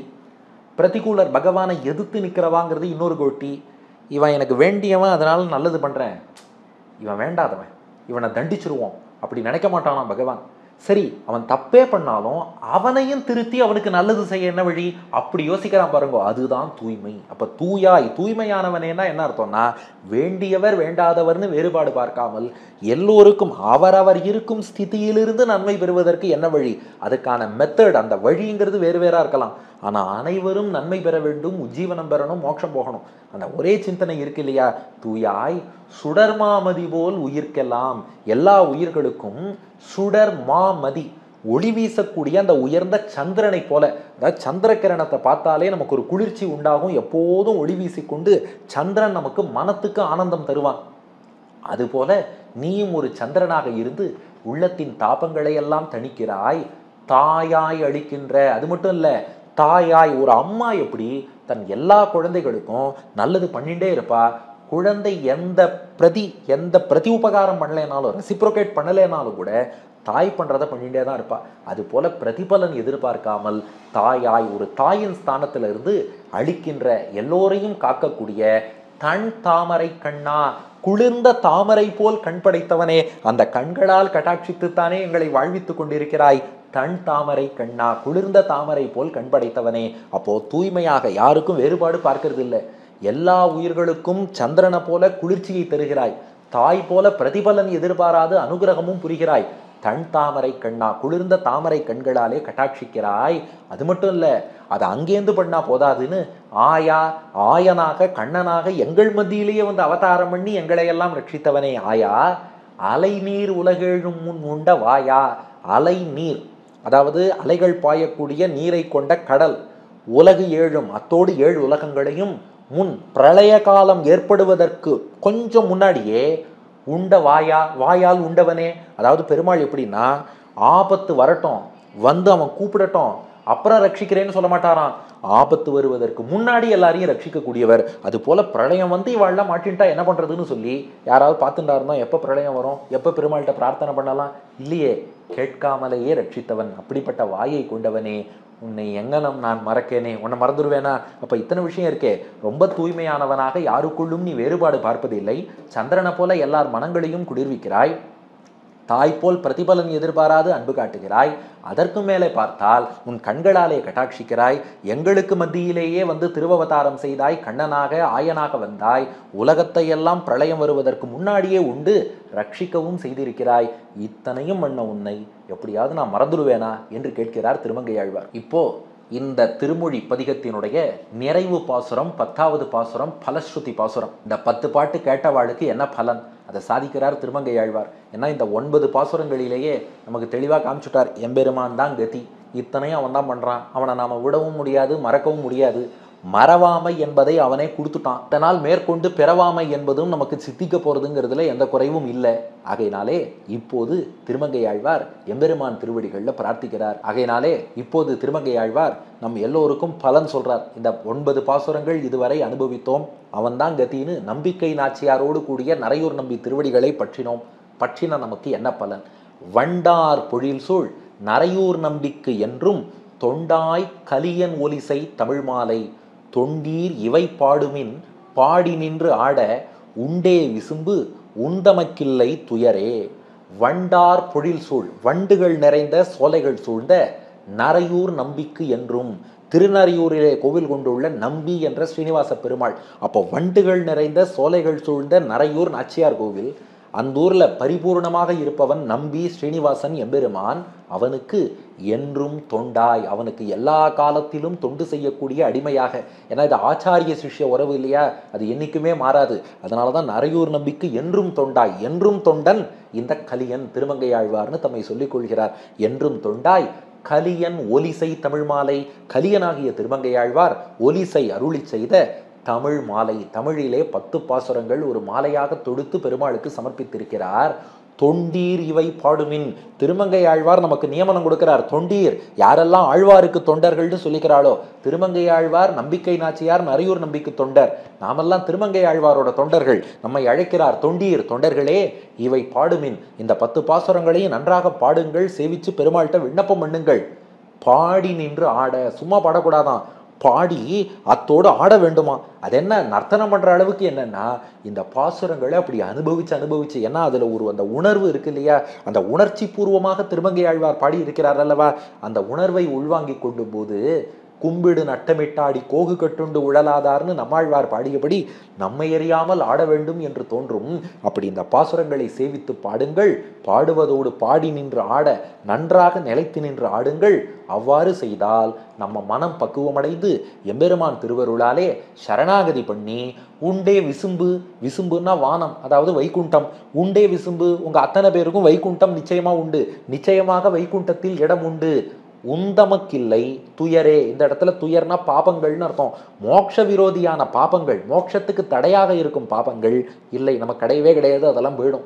அதனால இந்த 10 பாசுரங்களை சேவிச்சா தடங்களாகிய பாபங்கள் நீங்கும், சரணாகதி நிச்சயம் பண்ணிடுவோம், எம்பெருமான் நிச்சயம் மோட்சம் கொடுப்பான். நம்பிக்கை நாச்சியார் நரையூர் நம்பி திருவருளாலே இதை சேவிக்கிறவா அத்தனை பேருக்கும் மோட்சம் உண்டுன்னு பலன் சொல்லி இந்த 10 பாசுரங்களை அற்புதமாக நிறைவு செய்கிறார் திருமங்கையாழ்வார். இந்த 10 பாசுரத்தையும் கொஞ்சம் உற்று நோக்கினோம் என்றால் ஒவ்வொரு பாட்டிலும் ஒரு டேக் ஹோம் மெசேஜ்னு நமக்கு ஒரு செய்தி கொடுக்கிறார் திருமங்கையாழ்வார். முதல் பாசுரத்தில் பாருங்கள், கரவா மடனாகு தன்கன்று உள்ளினார் போல் என்று காட்டினார் அல்லவா. அதாவது ஒரு கன்று குட்டி இருக்குன்னா அதுக்கு தாய்ப்பசு பால் கொடுத்தாலே ஒழிய வேறு வழி கிடையாது. அது போலத்தான் நாமும், நமக்கு எம்பெருமானுடைய அருள் ஒண்ணுதான் கதி, அவன் அருள் புரியலைன்னா நமக்கு வேறு புகலிடம் கிடையாது. அடுத்து 2வது பாட்டில் காட்டின கருத்து, வற்றா முதுநீரோடு மால்வரை எழும் துற்றாக, அவனை பொறுத்தவரை கடலையே வற்ற வைப்பார், மலையே விழுங்குவார். நம்மை காப்பதுங்கிறது பகவானுக்கு ஒரு பெரிய விஷயம் இல்லை, நம் பாபங்களை நிச்சயம் போக்கி பகவான் நம்மை காப்பான். 3வது, காரை கடலே மலையே திருக்கோட்டி ஊரே உகந்தாயை, இத்தனை திவ்ய தேசத்துல பெருமாள் எழுந்தருளி இருப்பது யாருக்காகன்னா நமக்காக, நம்மை ரட்சிக்க, நம்மை தேடி வந்து எம்பெருமான் எழுந்தருளி இருக்கிறான். 4, சரி நம்மை காக்க பெருமாள் என்ன எதிர்பார்க்கிறார்னா, ஏதோ தெரிஞ்சோ தெரியாமலோ தற்செயலோ பேச்சு வழக்கில் கூட புல்வாய் பிளந்த புனிதாய் என்று அழைக்க ஏதோ ஒரு பகவன் நாமாவை சொன்னோம்னா கூட திருமாலிருஞ்சோலை மலை என்றேன் என்ன, திருமால் வந்து என் நெஞ்சு நிறைய புகுந்தான், என் ஊரை சொன்னாய், என் பெயரை சொன்னாய், என் அடியாரை நோக்கினாய், எத்தையோ ஒரு காரணம் விட்டு நம் உள்ளத்துக்குள் வர பகவான் காத்திருக்கிறான். அடுத்து 5ஆம் பாட்டில் என்ன காமிச்சார், நல்லாய் நரநாரணனே, நமக்கு தபஸ் பண்ண தெரியாதுன்னு தெரிஞ்சுட்டு நாம பண்ண வேண்டிய தபஸை நம்ம சார்பில் எம்பெருமானே பண்ணி கொண்டிருக்கிறான் பத்ரிநாத்தில். 6வது பாசுரத்திலே காட்டிய விஷயம் அது என்னன்னா, முனியே திருமொழிக்களத்து விளக்கே, முனி நம்மளை காப்பாத்துறதை பற்றி தான் பெருமாள் சிந்திச்சுட்டு இருக்கார். நாம பெருமாளை பற்றி யோசிக்கிறோமோ இல்லையோ, பெருமாள் எப்போதும் நம்மையே சிந்தித்து கொண்டிருக்கிறார். அடுத்து 7ஆம் பாட்டில் அவனை விட்டால் நமக்கு கதி இல்லை, கதியேல் இல்லை நின் அருள் அல்லது எனக்குன்னு காமிச்சார் இல்லையா. அப்ப நமக்கு எம்பெருமானுடைய திருவருள் தான் தஞ்சம். நாம் பக்தி யோகம் பண்ணி பகவான் அடையறேன் முயன்றாலும் அது நடக்காது, அவன் அருள் தான் நமக்கு தஞ்சம். அடுத்து 8ஆம் பாட்டில் இது ரொம்ப ரொம்ப முக்கியமான விஷயம். பித்தா என்று பேசுகிறார் பிறர் என்னை. நாம பக்தியில ஈடுபடும் போது 4 பேர் ஏதாவது சொல்லத்தான் சொல்லுவா. இன்னைக்கு எல்லாரும் என்ன பண்ணிடுறா, இளைஞர்கள்லாம் எங்க பியர் குரூப்ல நாங்க நெத்திக்கு இட்டுண்டா கிண்டல் பண்றா, அதனால இட்டுக்க மாட்டேன். நீ நெத்திக்கு இட்டுக்கல, நான் அவன் இன்னொன்னு வச்சு கிண்டல் பண்ணுவான். ஏன்னா அவர்களுடைய மோட்டிவ் என்ன, அவாவா ஆனந்தப்படுறதுக்கு எதையோ ஒன்றை வச்சு நம்மளை கிண்டல் பண்ணணும், அப்யூஸ் பண்ணணுங்கிறது. அதை ஒரு பெரிய விஷயமா எடுத்துக்காம கண்டுக்காம நமக்கு பகவான் தான் ரட்சகன், அதுக்காக நான் பகவானை வணங்குகிறேன்னு சொல்லி இந்த கிண்டல் பண்றவாளெல்லாம் ஒரு பொருட்டாவே நினைக்காதீங்கோ. அதுக்கு என்ன பிரமாணம் ஆழ்வார் காட்டுறார் பாருங்க. பகவான் முத்து மாணிக்கம் ரத்தினம் அனைத்துமாக உயர்ந்தவனாக இருக்கிறான். பகவானோட வேல்யூ தெரிஞ்சதுன்னா இவர்களெல்லாம் நாம் ஒரு பொருளாக மதிப்போமா? நம்ம பகவானுடைய பெருமை தெரியாமல் நமக்கு அவன் பண்ணக்கூடிய அனுகிரகம் எவ்வளோ பெருசு அது புரியாதனால தான் அச்சோ நாளைக்கு இவன் கோச்சுன்ட்டா என்ன ஆகும். அதாவது ஒரு வீட்டுக்கே போகிறோம், அவள் ஏதோ நம்ம சாப்பிடக்கூடாத ஒரு பொருளை கொடுக்குறான்னா தைரியமாக சொல்லலாம், எங்கள் ஆச்சாரம் இது சாப்பிட்ற வழக்கம் இல்லைன்னு. நாம் என்ன பண்ணுறோம், நான் சாப்பிட மாட்டேன்னு சொன்னால் இவர் கோச்சுப்பாரா, இவர் கோச்சுப்பாரான்னு யோசிக்கிறோமே ஒழிய சாப்பிட்டா பெருமாள் கோச்சுப்பாரான்னு யோசிக்கிறோமான்னா அது யோசிக்கிறது இல்லை. அப்போ எதா இருந்தாலும் நேராக சொல்லலாம், என்னுடைய வழக்கம் இது, நான் எம்பெருமானை பற்றி இருக்கிறேன், அவன் கட்டளை சாஸ்திரம், அவன் கட்டளையை நான் மீறக்கூடாது என்று நாம் இருக்கலாமே. அப்போ பித்தான்னு பேசுகிறவன் தாராளமாக பேசிட்டு போகட்டும். அதாவது சிறைக்கு உள்ளே இருக்கிறவருக்கு வெளியில் இருக்கிறவரை பார்த்தா சிறையில் உள்ளவர் மாதிரி இருக்கும், வெளியில் இருக்கிறவருக்கு உள்ளே இருக்கிறவரை பார்த்தா சிறையில் உள்ளவர் மாதிரி இருக்கும். ஆனால் சிறையிலேருந்து ஒருத்தன் பார்க்குறாங்கிறதுக்காக அவன் கண்ணுக்கு நான் ஜெயிலில் இருக்கிற மாதிரி தெரியறதுங்கிறதுக்காக நான் என்னை மாற்றிக்கவா முடியும்? அது தேவையே இல்லையே. நாமெல்லாம் ஜெயிலேருந்து வெளியில் வர போகிறவா, அவர்கள் தான் ஜெயிலுக்குள்ளே இருக்கா. ஜெயிலுக்குள்ளே இருக்கிறவாளுக்காக, அதாவது நம்மை கிண்டல் பண்ணக்கூடிய சம்சாரிகள் சம்சாரங்கிற ஜெயிலுக்குள்ளே இருக்கா. நாம் பெருமாள் அருளால் மோட்சம்னு ஜெயிலேருந்து ரிலீஸ் ஆகி போகிறோம். அவர்களை பற்றி நாம் ஏன் கவலைப்படணும்? முக்கியமான கருத்து 8ஆம் பாட்டில் காட்டியிருக்கிறார். 9ஆம் பாட்டில் நமக்கு எல்லா விதத்திலும் அனுகிரகம் பண்ணுபவன் பகவான். தூயாய் சுடர்மாமதி போல் உயிர்க்கெல்லாம் தாயாய் அளிக்கின்ற தண்டாமரை கண்ணா, அவன்தான் தாய், அவன்தான் எல்லா உறவாவும் அனுகிரகம் பண்ணுறான். 10ஆம் பாட்டின் கருத்து, ஆழ்வார் பாசுரங்களை நாம் சேவிச்சுருந்தாலே சரணாகதி பக்குவம் வரும். எம்பெருமானுடைய அந்த நிர்ஹேத்துக்க கிருப்பை அது நம் மீது பாயும். அந்த எம்பெருமான் அருளால் நமக்கு மோட்சம் உண்டு, நிச்சயமாக நமக்கு பாபங்கள் தடையாக இருக்காது என்பதை 10ஆம் பாட்டின் வாயிலாக புரிந்து கொண்டோம். இந்த 10 செய்திகளையும் தெரிவித்து இப்படிப்பட்ட அற்புதமான ஒரு பதிகத்தை அனுபவிக்கும் பாக்கியத்தை நல்கியமைக்காக மீண்டும் ஒரு முறை ஜிஆர் சுவாமி திருவடிகளுக்கு அடியேனுடைய கிருத்தஞத்தையை தெரிவித்துக் கொண்டு இத்தோடு இந்த உபன்யாசத்தை பூர்த்தி செய்கிறேன். திருமங்கையாழ்வார் திருவடிகளே சரணம்.